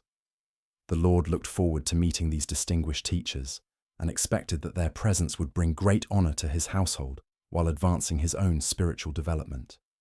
When the day arrived for their visit, the Lord received the two masters with elaborate ceremony in his finest reception hall.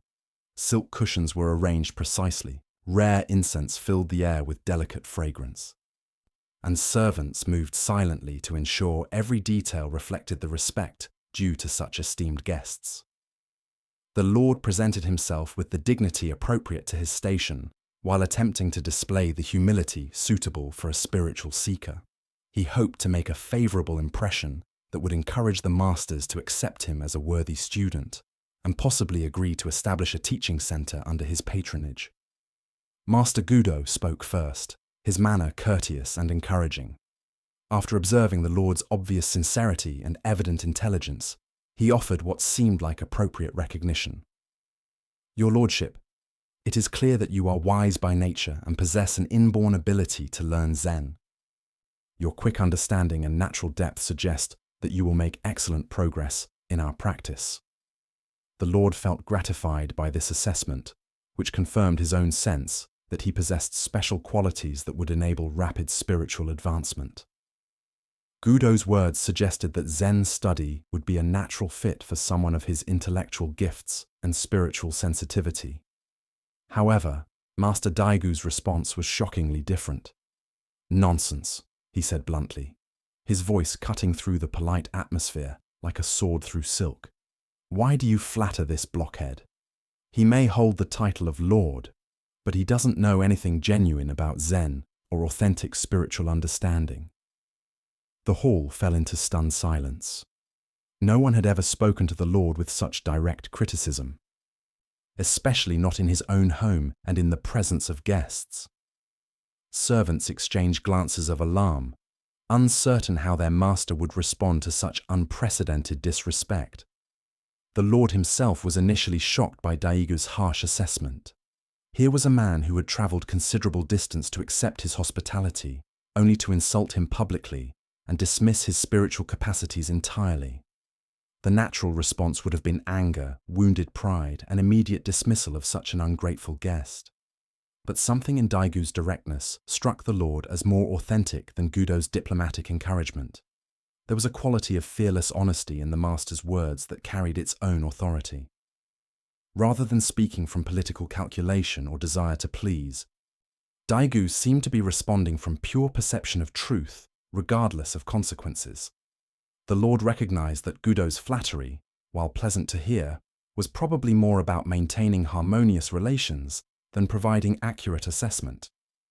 Daigu's criticism, though painful, had the ring of someone who cared more about spiritual truth than social comfort. After careful consideration, the Lord made a decision that surprised everyone present, including himself. Instead of building a temple for Gudo, who had praised his abilities and promised easy progress, he chose to build it for Daigu, who had called him a blockhead and dismissed his understanding. Furthermore, he committed himself to studying Zen under Daigu's demanding guidance, knowing that this teacher would continue to challenge his assumptions and refuse to coddle his ego. The Lord intuited that such uncompromising honesty, however uncomfortable, offered the best possibility for genuine spiritual development. Under Daigu's instruction, the Lord discovered that real Zen practice involved the continual dismantling of pride, pretension, and false understanding. Rather than confirming his special qualities, the training revealed the depth of his ignorance and the subtlety of his self-deception. As the Buddha taught, a friend who is not in need is a friend indeed. This teaching points to the profound difference between those who tell us what we want to hear and those who tell us what we need to hear for genuine growth and development. Why do we so readily prefer comfortable lies over challenging truths? Buddhist psychology identifies several ego patterns that create this preference. First is our attachment to self-image and the stories we tell ourselves about our abilities, intelligence, and spiritual advancement. We naturally gravitate toward people and teachings that confirm these flattering narratives, while avoiding those that question them. Gudo's approach appealed to the Lord's desire to see himself as naturally gifted and destined for easy spiritual success. This kind of encouragement feels good initially, but often prevents the deep questioning and ego dissolution necessary for authentic awakening. Second is our tendency to confuse kindness with enabling and mistake honesty for cruelty. We often interpret direct feedback as personal attack, rather than recognizing it as the gift of clear perception offered without ulterior motive. Daigu's apparent harshness was actually the deepest form of compassion, the willingness to speak truth regardless of its reception, motivated by genuine concern for the Lord's spiritual welfare rather than personal comfort or political advantage. Third is our inclination to choose teachers and advisors based on how they make us feel, rather than on their capacity to help us grow. We seek confirmation of our existing understanding, rather than transformation of our limited perspective. Zen master Linji taught, "If you meet the Buddha on the road, kill him." This radical instruction points to the necessity of destroying all fixed concepts and comfortable assumptions, including those about our own spiritual accomplishments and natural abilities. Consider the feedback you receive in various areas of your life and notice your reactions to different types of responses. Do you find yourself drawn to those who praise your abilities while dismissing those who point out areas for improvement? How do you distinguish between genuine encouragement and empty flattery? The Buddha said, "Three things cannot be long hidden: the sun, the moon, and the truth. Daigu's willingness to speak uncomfortable truth created conditions where authentic learning could occur, while Gudo's diplomatic approach, however well-intentioned, obscured rather than revealed the Lord's actual spiritual condition. The story also illuminates different approaches to spiritual authority and teaching. Some teachers focus primarily on building students' confidence and maintaining harmonious relationships. Others prioritize direct transmission of truth, regardless of its immediate reception. Both approaches have their place, but transformative growth often requires the willingness to have our comfortable assumptions challenged. Real spiritual friendship involves the courage to see each other clearly and speak honestly about what we observe. This requires both the wisdom to discern when such directness is helpful and the skill to deliver challenging feedback with underlying love rather than judgment.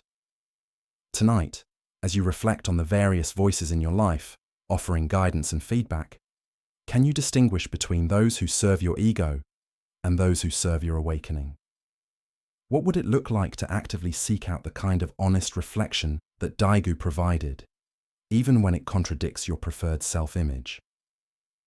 As the Buddha taught, hatred does not cease by hatred, but only by love. This is the eternal rule. Sometimes the deepest love expresses itself through the willingness to risk relationship for the sake of truth, offering the hard medicine of reality rather than the sweet poison of comfortable delusion. The next tale is about the profound power of silent example over direct confrontation in creating authentic transformation. This is the tale of Ryokan and his nephew. In the quiet mountains of Japan, where bamboo groves whispered ancient secrets and streams carried the songs of countless seasons to the sea, the Zen monk Ryokan devoted his entire existence to the study and practice of the Buddha's way. His life was one of profound simplicity, owning nothing but his robes, begging bowl, and the poems he composed during long walks through forest paths where dewdrops caught morning light like suspended prayers. Ryokan had renounced all worldly concerns to pursue enlightenment, leaving behind family responsibilities and the management of his hereditary estate to focus completely on spiritual development. Years passed in peaceful solitude, marked only by the changing seasons and the deepening of his understanding through meditation and contemplation. One day, disturbing news reached Ryokan at his remote mountain hermitage. His nephew, who had assumed responsibility for managing the family property and estate in Ryokan's absence, was squandering the inheritance through reckless behavior. Despite repeated warnings and entreaties from concerned relatives, the young man was spending enormous sums on a courtesan, neglecting his duties and allowing the family's carefully accumulated wealth to dissipate rapidly. The situation had become critical. Generations of careful stewardship were being undone by one person's self-indulgent choices. The family property, which supported not only the nephew, but also various dependents and community obligations, was in serious danger of being lost entirely. Feeling desperate about this deteriorating situation, the relatives turned to Ryokan as their last hope. Perhaps the respected monk's moral authority and family connection could influence the nephew where other interventions had failed. They pleaded with Ryokan to travel to the young man's residence and use his spiritual influence to reform this destructive behavior. The request placed Ryokan in a difficult position. His spiritual practice emphasized non-interference and acceptance of what is, yet his family loyalty and compassion for all involved, including the nephew himself, suggested some response was appropriate. After careful consideration, he agreed to make the journey. The trip required Ryokan to travel a considerable distance from his mountain retreat to the town where his nephew lived. He had not seen the young man for many years, and their reunion carried the weight of changed circumstances and unspoken expectations. When Ryokan arrived at his nephew's residence, the young man seemed genuinely pleased to see his uncle again. Despite his recent troubles, he maintained enough respect for family connections to welcome Ryokan warmly and invite him to stay overnight. The nephew appeared to sense nothing of the ulterior purpose behind this unexpected visit. Throughout the evening, relatives and neighbors waited for Ryokan to address the pressing issue that had brought him such a long way. They expected lectures about responsibility, warnings about the consequences of continued excess, or appeals to family honor and duty. Surely a respected Zen teacher would use this opportunity to provide moral guidance and practical counsel. But Ryokan said nothing about the courtesan, the wasted money, or the concerns of the family. Instead, he spent the entire night in silent meditation, sitting motionless in the traditional posture while his nephew slept nearby. The old monk's presence filled the room with profound tranquility, demonstrating through his bearing the peace that comes from a life devoted to spiritual cultivation. When morning came and Ryokan prepared to depart, the relatives' anticipation reached its peak.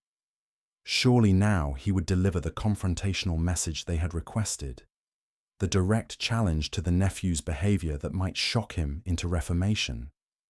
Instead, as Ryokan gathered his few possessions, he made a simple request that seemed completely unrelated to the serious purpose of his visit. "I must be getting old," he said with gentle humility. "My hands shake so much these days. Will you help me tie the string of my straw sandal?"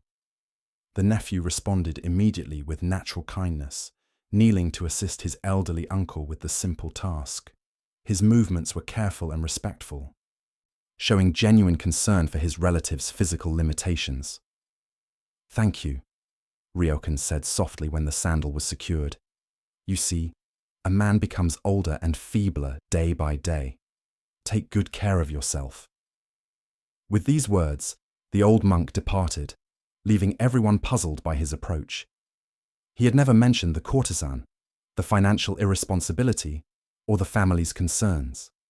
He had offered no lectures, made no demands, and issued no warnings about consequences. Yet from that very morning, the nephew's dissolute behavior ended completely. The relationship with the courtesan was terminated, financial responsibility resumed, and the family estate was preserved. The transformation was immediate and lasting, though its mechanism remained mysterious to everyone except perhaps the nephew himself.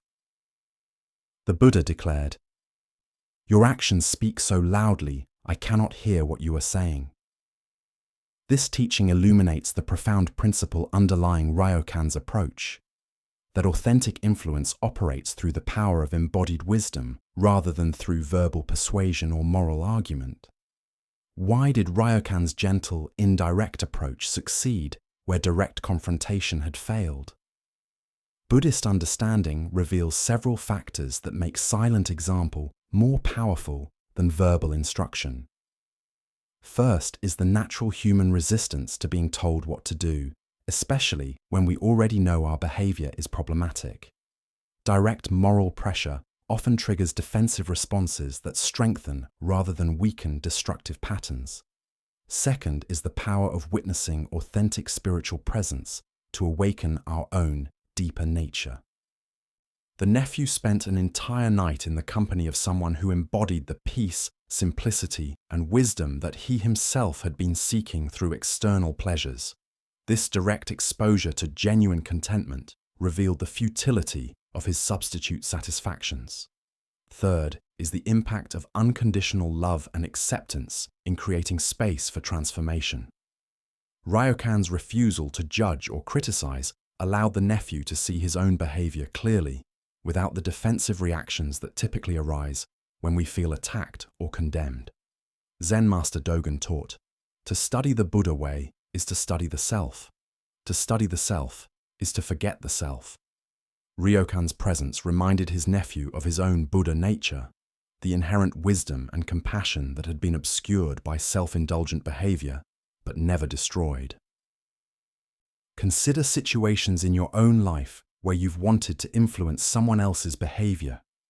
Perhaps a family member's harmful habits, a friend's poor choices, or a colleague's problematic patterns. How often have direct confrontations and logical arguments actually created the changes you hope to see?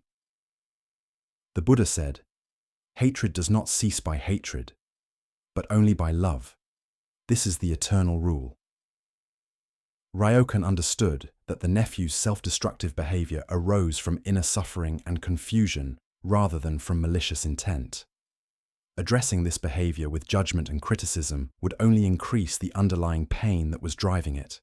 The simple request for help with the sandal created a moment of genuine human connection that bypassed all the nephew's defensive mechanisms. In that moment of natural service, the young man experienced his own essential kindness and care for others, qualities that were incompatible with continued self-centered indulgence. Ryokan's comment about aging and fragility also served multiple purposes. It reminded the nephew of life's impermanence and the precious nature of time and relationships. It demonstrated humility and vulnerability rather than moral superiority, and it expressed genuine care for the nephew's well-being without any agenda or manipulation. The story also reveals something profound about the nature of true reformation. Lasting change rarely occurs through external pressure or forced compliance. Instead, it emerges when people reconnect with their own deeper values and natural wisdom. Ryokan created conditions for this reconnection without trying to force any particular outcome. Tonight, as you consider relationships where you'd like to see positive changes, can you experiment with Ryokan's approach of embodying the qualities you hope to encourage rather than demanding them through argument or pressure? What would it look like to trust that the same Buddha nature you're trying to awaken in others is also working in you? As the Buddha taught, if you light a lamp for somebody, it will also brighten your path. Ryokan's silent lamp of presence illuminated not only his nephew's way forward, but also demonstrated the profound effectiveness of love, expressed through being rather than doing, through presence rather than preaching. Let us now explore a lesser-known Zen story that reveals profound wisdom about the nature of our emotional patterns. This is the teaching of Bankei and the ungovernable temper. Master Bankei sat in the peaceful courtyard of his temple, where late afternoon sunlight filtered through pine branches and cast gentle shadows on the weathered stone paths. His reputation for direct, uncompromising wisdom had spread throughout Japan, drawing seekers from distant provinces who hoped to receive teachings that could penetrate to the heart of their spiritual difficulties. On this particular day, a student approached with evident distress written across his features. His posture carried the weight of someone wrestling with a persistent inner demon, and his eyes reflected the frustration of many failed attempts at self-improvement. Bowing deeply before the master, he spoke with urgent sincerity about a problem that had plagued him for years. "Master Bankei," the student said, his voice tight with anxiety, "I have an ungovernable temper that causes me great suffering and harms my relationships with others. When anger arises, it consumes me completely, and I say and do things I later deeply regret. Despite my best efforts to control this tendency, it continues to overwhelm me. How can I cure this terrible affliction?" The student expected to receive meditation instructions, breathing techniques, or philosophical teachings about the nature of anger and its antidotes. Perhaps the master would prescribe specific practices for cultivating patience, or methods for recognizing anger before it became destructive. Instead, Bankei's response was characteristically direct and unexpected. "You have something very strange indeed. Let me see what you have." The student was puzzled by this request.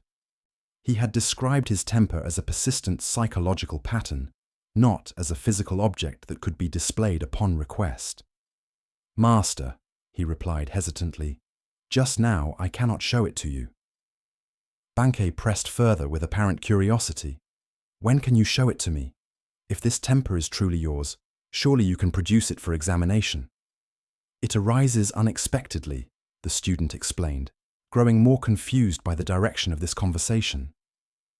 "I never know when it will appear, and when it does, it seems to have a life of its own."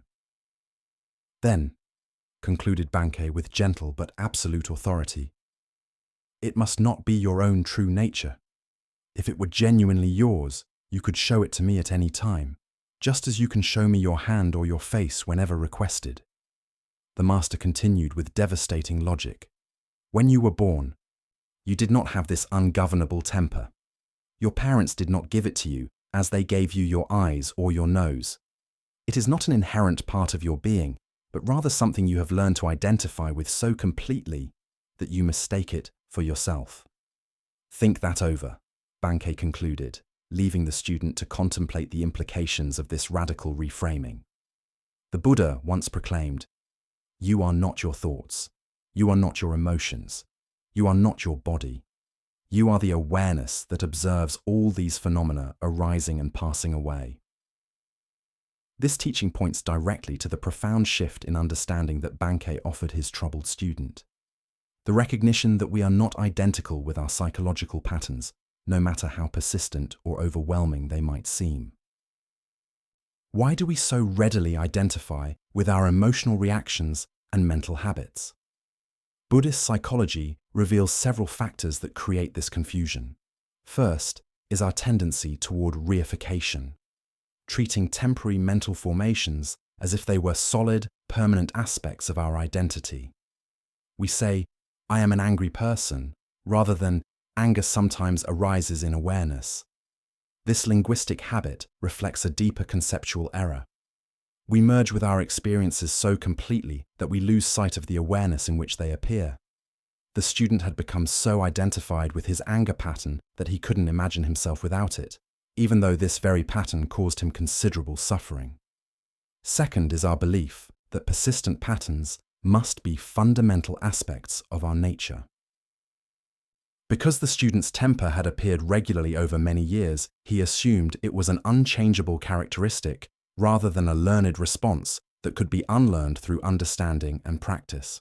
Third is our failure to recognize the space between stimulus and response, the moment of choice that exists even in the most automatic seeming reactions. Viktor Frankl, a Holocaust survivor and psychologist, expressed this principle. Between stimulus and response, there is a space. In that space is our power to choose our response. In our response lies our growth and our freedom. Bankei's teaching method reveals something profound about the nature of authentic spiritual inquiry. Rather than providing techniques for managing anger, he questioned the fundamental assumption underlying the student's problem, the belief that this temper was actually his to manage. Consider your own persistent emotional patterns or psychological tendencies that you consider unchangeable aspects of your personality. Perhaps you identify as an anxious person, naturally impatient, or prone to depression. How might your relationship to these patterns shift if you recognize them as temporary weather systems passing through the sky of awareness, rather than as permanent features of your psychological landscape? Zen Master Huangbo taught, "Your ordinary mind, that is the way."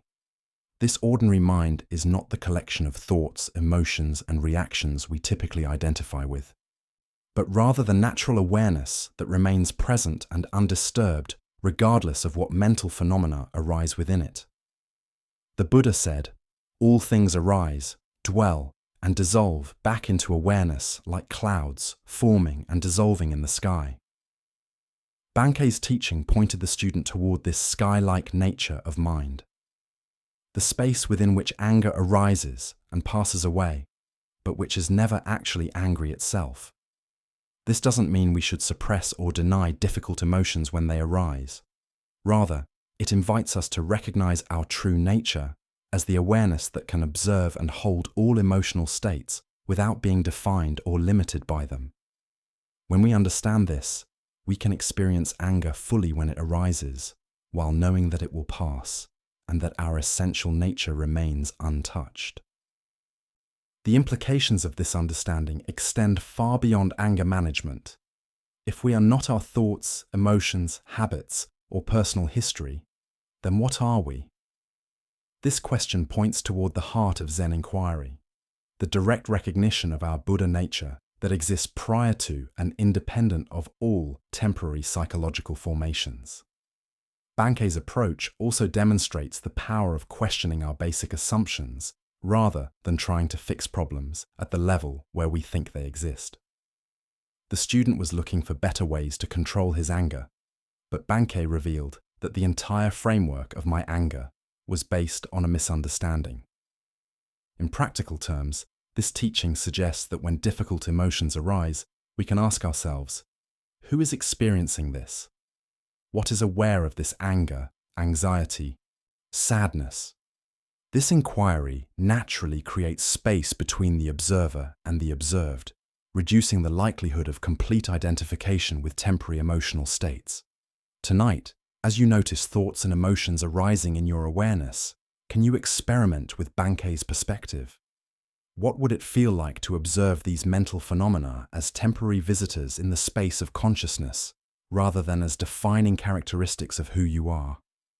As the Buddha taught, form is emptiness. Emptiness is form.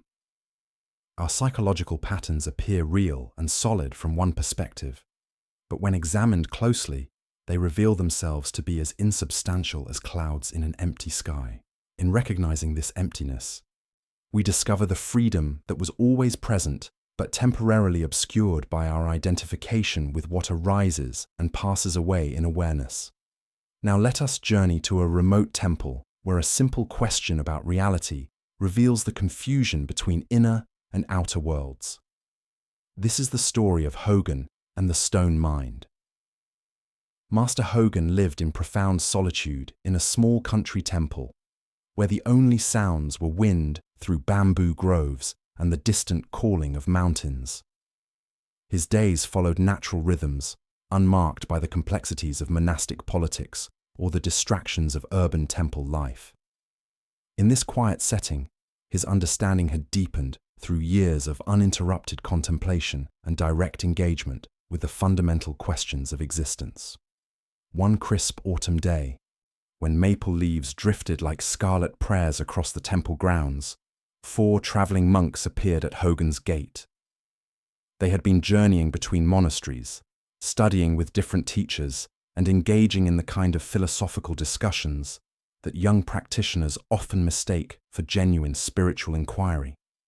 The travelers respectfully requested permission to make a fire in the temple yard, to warm themselves before continuing their journey. Hogan welcomed them with natural hospitality, offering shelter and the simple comfort of shared warmth on a cold day. As the monks gathered wood and kindled their fire, their conversation resumed the intense philosophical debate they had apparently been conducting throughout their travels. Their voices carried the earnest intensity of those convinced that intellectual understanding could resolve the deepest mysteries of existence. Hogan overheard them arguing passionately about subjectivity and objectivity, a classic philosophical problem that had occupied Buddhist scholars for centuries. They debated whether external objects exist independently of consciousness, or whether everything we perceive is merely a projection of mind. Their discussion grew increasingly abstract and theoretical, with each monk defending his position through citations of various texts and logical arguments. Observing their intellectual wrestling match with compassionate amusement, Hogan decided to join their conversation.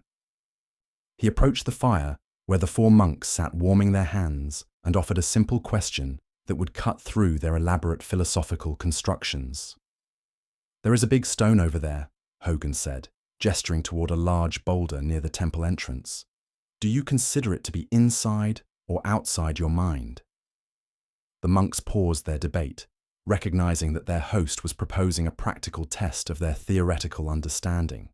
This was exactly the kind of concrete application they needed to resolve their abstract arguments. One of the monks, confident in his grasp of Buddhist philosophy, responded immediately. From the Buddhist viewpoint, everything is an objectification of mind. All phenomena are mental constructions, projections of consciousness itself. Therefore, I would say that the stone is inside my mind. His answer reflected sophisticated understanding of certain Buddhist teachings about the interdependence of subject and object, the role of consciousness in constructing experience, and the ultimate emptiness of independently existing phenomena. He felt pleased with this demonstration of his philosophical sophistication. Hogan's response was devastating in its simplicity. "Your head must feel very heavy if you are carrying around a stone like that in your mind." The directness of this observation cut through all the monks' elaborate theorizing, revealing the absurdity that results when we mistake intellectual concepts for lived reality. The other monks fell silent, suddenly aware that their heated philosophical debate had somehow missed the point entirely. The Buddha once declared, "Do not believe in anything simply because you have heard it spoken of many times. Do not believe in anything merely because it is written in your religious books. But after observation and analysis, when you find that anything agrees with reason and is conducive to the good and benefit of one and all, then accept it and live up to it." This teaching illuminates the trap that the traveling monks had fallen into, substituting intellectual knowledge about reality for direct experience of reality itself. Their debate about subjectivity and objectivity had become an elaborate mental construction that obscured rather than revealed the simple immediacy of their actual situation. Why do we so readily get lost in conceptual understanding while missing direct experience? Buddhist analysis identifies several mental habits that create this confusion. First is our tendency to prefer thinking about life to actually living it. The monks were so engaged in debating the nature of perception that they lost contact with the simple act of perceiving itself. Second is our attachment to philosophical positions and the identity we derive from holding sophisticated views. Each monk had invested considerable intellectual pride in his understanding of Buddhist philosophy, making it difficult to abandon these concepts even when they proved inadequate to actual experience. Third is our confusion of the map with the territory, mistaking conceptual descriptions of reality for reality itself. Buddhist teachings about the mind-only nature of experience are skillful pointers toward direct realization, not literal descriptions to be believed and defended intellectually. Hogan's response demonstrates the Zen emphasis on immediate practical wisdom over abstract philosophical speculation. His comment about the heavy head wasn't meant to ridicule the monk's intelligence, but rather to point out the practical consequence of taking conceptual teachings too literally. Consider how often your own thinking becomes trapped in similar conceptual constructions. Perhaps you debate whether events happen for a reason versus by pure chance, whether free will exists or everything is predetermined, or whether consciousness is produced by the brain or exists independently. These philosophical positions, however sophisticated, can become barriers to direct engagement with life as it actually unfolds. Zen master Dogen taught, "To study the Buddha way is to study the self. To study the self is to forget the self. To forget the self is to be actualized by myriad things." This forgetting of conceptual self happens when we stop trying to figure out reality intellectually and instead allow ourselves to be fully present to immediate experience. The stone in Hogan's story represents the simple facticity of existence, things as they are before we overlay them with interpretations, categories, and philosophical frameworks. From one perspective, the stone is outside mind in that it has apparent solidity and occupies space. From another perspective, it's inside mind in that our experience of it depends entirely on consciousness. But these perspectives are both concepts arising within awareness itself. The Buddha said, "All conditioned things are impermanent. Work out your salvation with diligence." This work of salvation doesn't happen through resolving philosophical debates, but through direct insight into the nature of experience itself. When we stop carrying around heavy conceptual stones in our minds, we become available to the lightness and immediacy of unconditioned awareness. Hogan's teaching method reveals something important about authentic spiritual instruction. Rather than engaging the monk's philosophical debate on its own terms, he offered a practical demonstration that exposed the limitations of their entire approach. True teaching often works by undermining our attachment to the very questions we think are most important. The story also points to the middle way between extreme philosophical positions. The stone is neither purely objective nor purely subjective, but rather appears within the dynamic interaction of awareness and phenomena that transcends both categories. This understanding comes not through intellectual analysis, but through the direct recognition of how experience actually occurs. Tonight, as you encounter the various stones in your environment, the objects, people, and situations that make up your immediate experience, can you notice them without immediately overlaying conceptual interpretations? What would it feel like to experience things directly rather than through the filter of philosophical positions about their ultimate nature? As the Buddha taught, better than 1,000 hollow words is one word that brings peace. Hogan's simple observation about the heavy head brought more genuine understanding than hours of sophisticated philosophical debate. Sometimes the most profound truths are hidden in the most obvious places, waiting to be discovered through direct seeing rather than conceptual thinking. Our next story speaks to the wisdom of understanding what constitutes genuine abundance and lasting happiness. This is the tale of Sengai and real prosperity. In the flourishing merchant quarters of Edo period Japan, where silk banners announced successful enterprises and the sound of coins rang through bustling marketplaces, a wealthy businessman had achieved everything that society defined as success.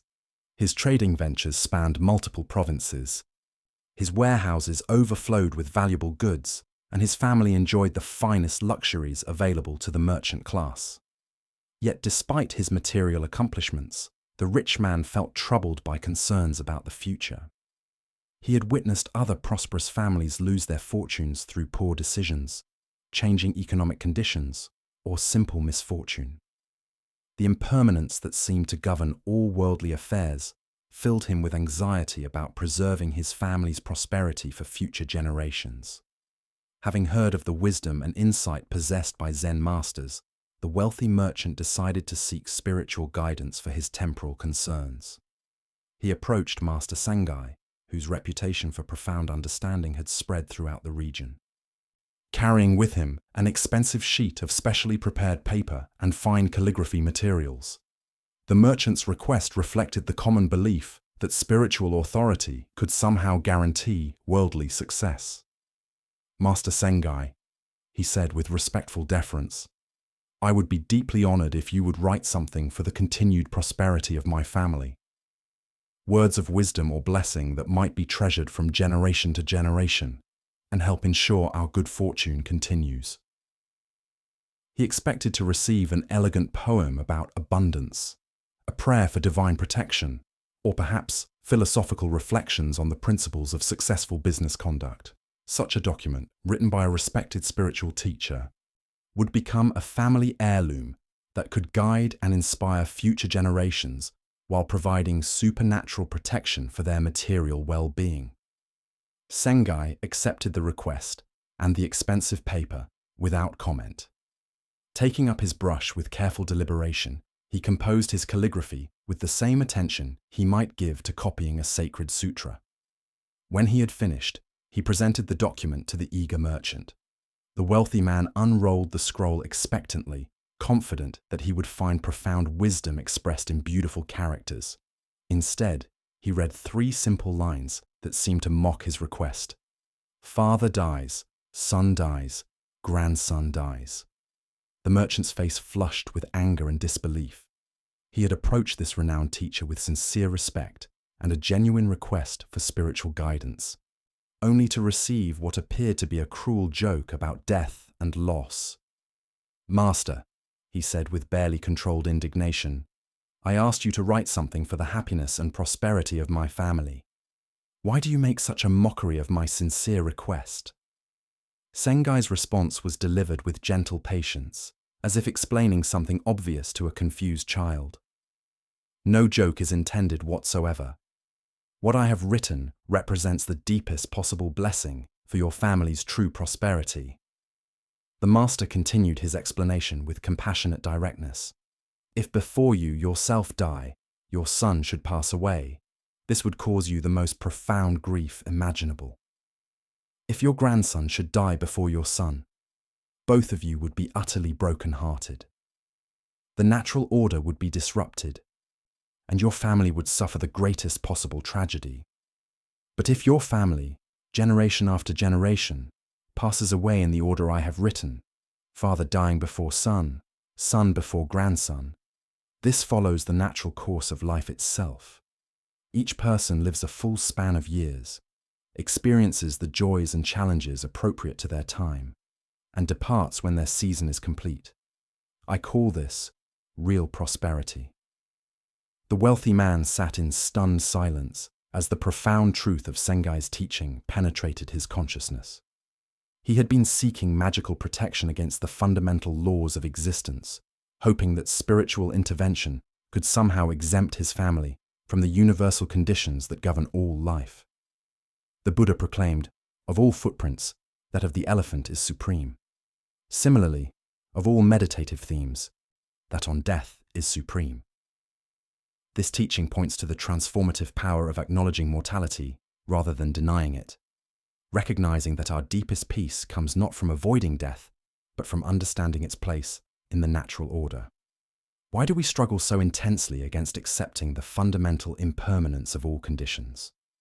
Buddhist psychology identifies several mental patterns that create this resistance. First is our deep-seated denial of mortality and the illusion that somehow we and our loved ones can escape the universal law of impermanence through wealth, status, spiritual practice, or medical intervention. The merchant's request reflected this denial. He wanted Sengai's spiritual authority to create a protective bubble around his family that would exempt them from the uncertainties and losses that affect everyone else. This magical thinking prevents us from finding peace within the actual conditions of existence. Second is our confusion of security with the accumulation and preservation of external things. We believe that gathering enough wealth, building strong enough institutions, or creating detailed enough plans will provide genuine security against life's uncertainties. But true security comes from learning to find peace within impermanence itself. Third is our tendency to measure prosperity through possession and control, rather than through appreciation and acceptance. The merchant defined family prosperity as the indefinite continuation and expansion of material success. But Sengai revealed prosperity as the natural unfolding of each life according to its proper timing. Zen Master Dogen taught, "Time is not separate from you, and as you are present, time does not go away." This teaching points to the profound shift in perspective that comes from accepting our place within time's flow rather than fighting against it. When we stop trying to control or stop time, we become available to the richness available within each moment. Consider your own relationship to the security and prosperity you hope to create for yourself and your loved ones. How much energy do you spend trying to guarantee outcomes that ultimately lie beyond human control? What fears about loss and impermanence drive your planning and accumulation? The Buddha said, "Thousands of candles can be lighted from a single candle, and the life of the candle will not be shortened." Happiness never decreases by being shared. This teaching reveals that true prosperity comes not from hoarding resources, but from participating in the natural flow of giving and receiving that characterizes all healthy life. Sengai's teaching about the proper order of death illuminates something profound about intergenerational wisdom and responsibility. Each generation's task is to live fully, contribute meaningfully, and then pass gracefully, making space for the next generation's opportunity to flourish.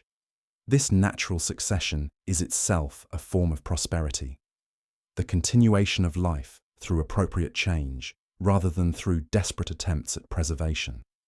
The story also reveals the difference between conventional and ultimate perspectives on family welfare. From a conventional perspective, we want our families to avoid all suffering, loss, and difficulty. From an ultimate perspective, we understand that each person's deepest prosperity comes from learning to find peace within the full spectrum of human experience, including loss and mortality.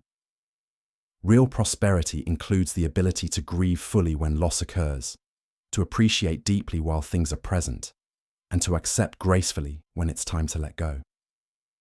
This emotional and spiritual maturity provides far greater security than any amount of material wealth or institutional protection.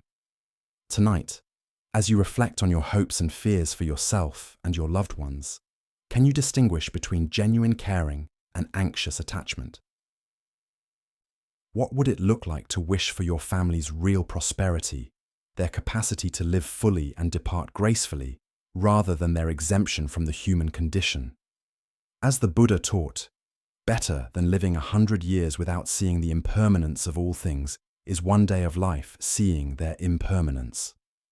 In accepting this impermanence, we discover the kind of prosperity that cannot be taken away by changing circumstances, the wealth of wisdom that grows through understanding rather than accumulation. Let us conclude our journey with a story that teaches about the profound simplicity that emerges when we stop clinging to complex concerns. This is the teaching of just going to sleep.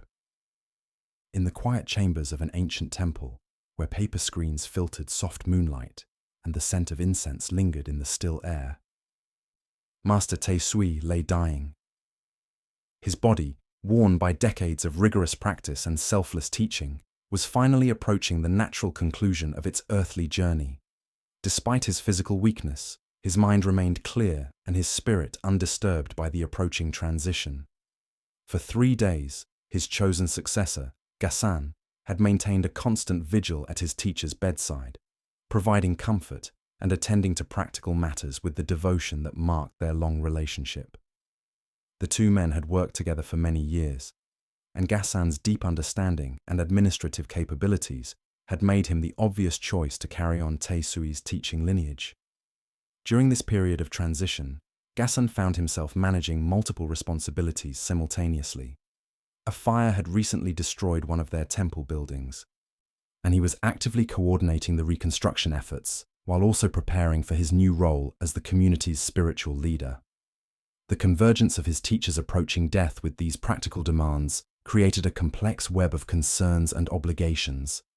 As they sat together in the peaceful intimacy of the sick room, Taisui's curiosity about future plans prompted him to ask about his students' intentions. "Gassan," he said, with the gentle directness that had characterized their relationship, "what are you going to do when you get the temple rebuilt?" Gassan's response reflected both his respect for his teacher and his practical hopes for the community's future. "When your sickness is over, we want you to speak there, to give the inaugural teaching in our new building and bless it with your presence." Despite the kindness of this hope, both men understood the unlikelihood that Taisui would recover sufficiently to fulfill such a role. The teacher's question probed deeper.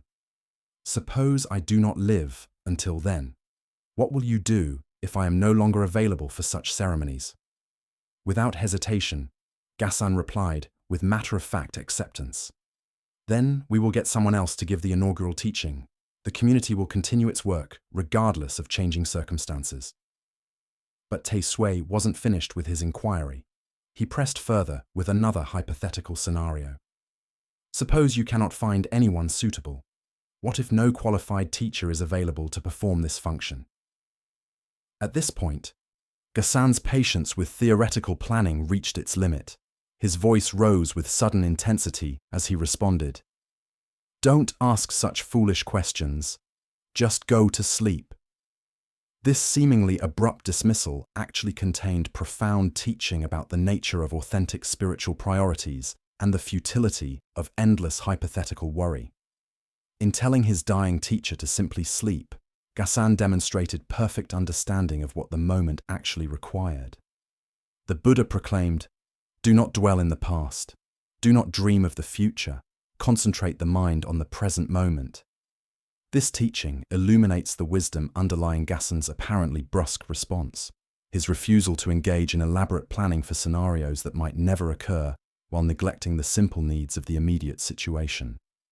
Why do we become so entangled in hypothetical concerns that we lose contact with present reality? Buddhist analysis reveals several mental patterns that create this disconnection. First is our addiction to mental problem solving and our belief that sufficient planning can guarantee control over future outcomes. We imagine that by considering every possible scenario, we can somehow ensure favorable results. Taisui's questions, while understandable, reflected this tendency to treat uncertain futures as problems requiring immediate solutions. But Gassan recognized that the most appropriate response to uncertainty is often acceptance rather than elaborate contingency planning. Second is our difficulty with not knowing and our compulsion to fill every uncertainty with mental activity.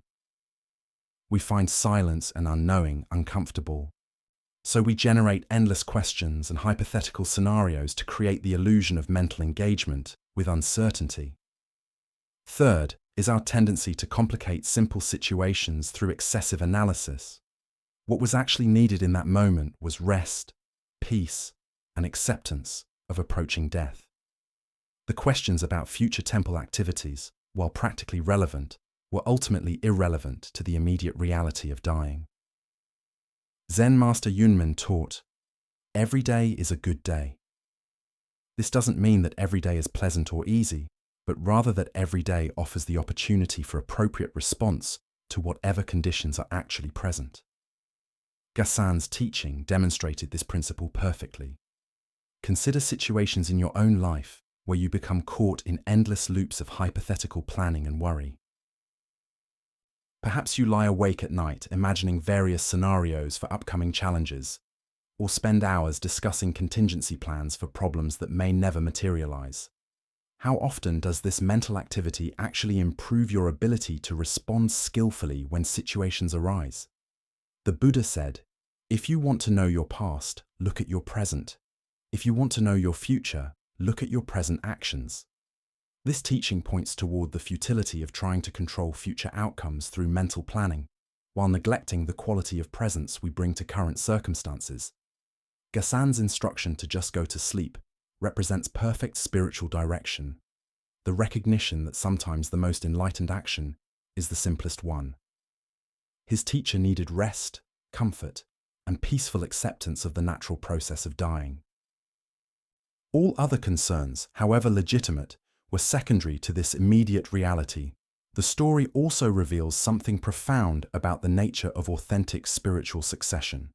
Gassan's fitness to carry on his teacher's lineage was demonstrated not through elaborate promises about future activities, but through his capacity to respond appropriately to present needs without getting lost in hypothetical complications. True spiritual maturity includes the wisdom to know when thinking is helpful and when it becomes an obstacle to appropriate action. Sometimes the most compassionate response is to cut through mental elaboration and return to simple presence with what is actually happening. The phrase, "just go to sleep," also carries deeper symbolic meaning about the spiritual process itself. In Zen understanding, enlightenment often involves a kind of dying to our ordinary consciousness and awakening to our Buddha nature. Teisui's physical death becomes a metaphor for this deeper letting go of all concerns and identifications. Tonight, as you notice your mind generating endless scenarios about future possibilities and potential problems, can you experiment with Gassan's approach? What would it feel like to simply rest in present awareness rather than trying to solve every hypothetical difficulty through mental activity? As the Buddha taught, peace comes from within. Do not seek it without. This inner peace emerges when we stop trying to control the uncontrollable and instead learn to find rest within the natural flow of arising and passing away that characterizes all experience. Sometimes the most profound wisdom is contained in the simplest instruction. Just go to sleep. Tonight, as we complete our journey through these timeless teachings, can you feel how the peace you've been seeking has been quietly present all along? Can you sense that the wisdom contained in these ancient stories is not something distant to be acquired, but rather the very awareness that has been listening throughout our time together? As the Buddha taught, peace comes from within. Do not seek it without. The profound rest you're experiencing now is not created by these stories, but simply revealed by them, like moonlight uncovering what was always there in the darkness. As we draw our exploration to a close, let us reflect on the profound journey we've shared through 16 remarkable tales, each offering its own unique doorway to understanding. The gates of paradise showed us that heaven and hell exist, within our own reactions to life's circumstances. Arresting the Stone Buddha revealed how creative thinking can solve problems that conventional approaches cannot touch. The Soldiers of Humanity taught us about service that transcends national boundaries to embrace all beings.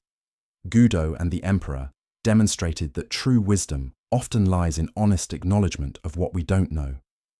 The Hands of Destiny revealed how we can accept circumstances while still taking skillful action. The teaching on killing expanded our understanding of harm beyond the physical to include wasting time and teaching without realization. Kassan's sweat showed us the humility required for authentic spiritual authority. Buddha's Zen gave us a glimpse into enlightened perception that sees through all conventional distinctions. The most valuable thing in the world taught us that what cannot be priced is often most precious. Learning to be silent revealed the difference between external quiet and true inner stillness. The Blockhead Lord showed us the value of honest feedback over comfortable flattery. True reformation demonstrated how silent examples can transform others more powerfully than direct confrontation. Show Me Your Temper helped us recognize that we are not identical with our emotional patterns. The Stone Mind revealed the confusion between intellectual concepts and direct experience. Real prosperity taught us what constitutes genuine abundance beyond material accumulation. And finally, Just Go to Sleep reminded us that sometimes the most profound wisdom is the simplest, to rest completely in what is. Each story has been a gentle teacher, showing us different aspects of the same essential truth, that awakening is not a distant goal, but our natural state, temporarily obscured by the very seeking that tries to find it. Like polishing a mirror that was never actually dirty, these teachings simply help us recognize the clarity that has always been present. The Buddha said, 3 things cannot long remain hidden: the sun, the moon, and the truth. As you continue on your own path, may the truths illuminated in these stories remain with you, not as concepts to remember, but as invitations to live with greater presence, compassion, and wisdom. May you carry this peace into your dreams and awaken refreshed, knowing that the same awareness that listened to these ancient teachings is the very Buddha nature these masters were pointing toward all along. Thank you for sharing this journey. May you rest deeply and walk gently in the light of understanding.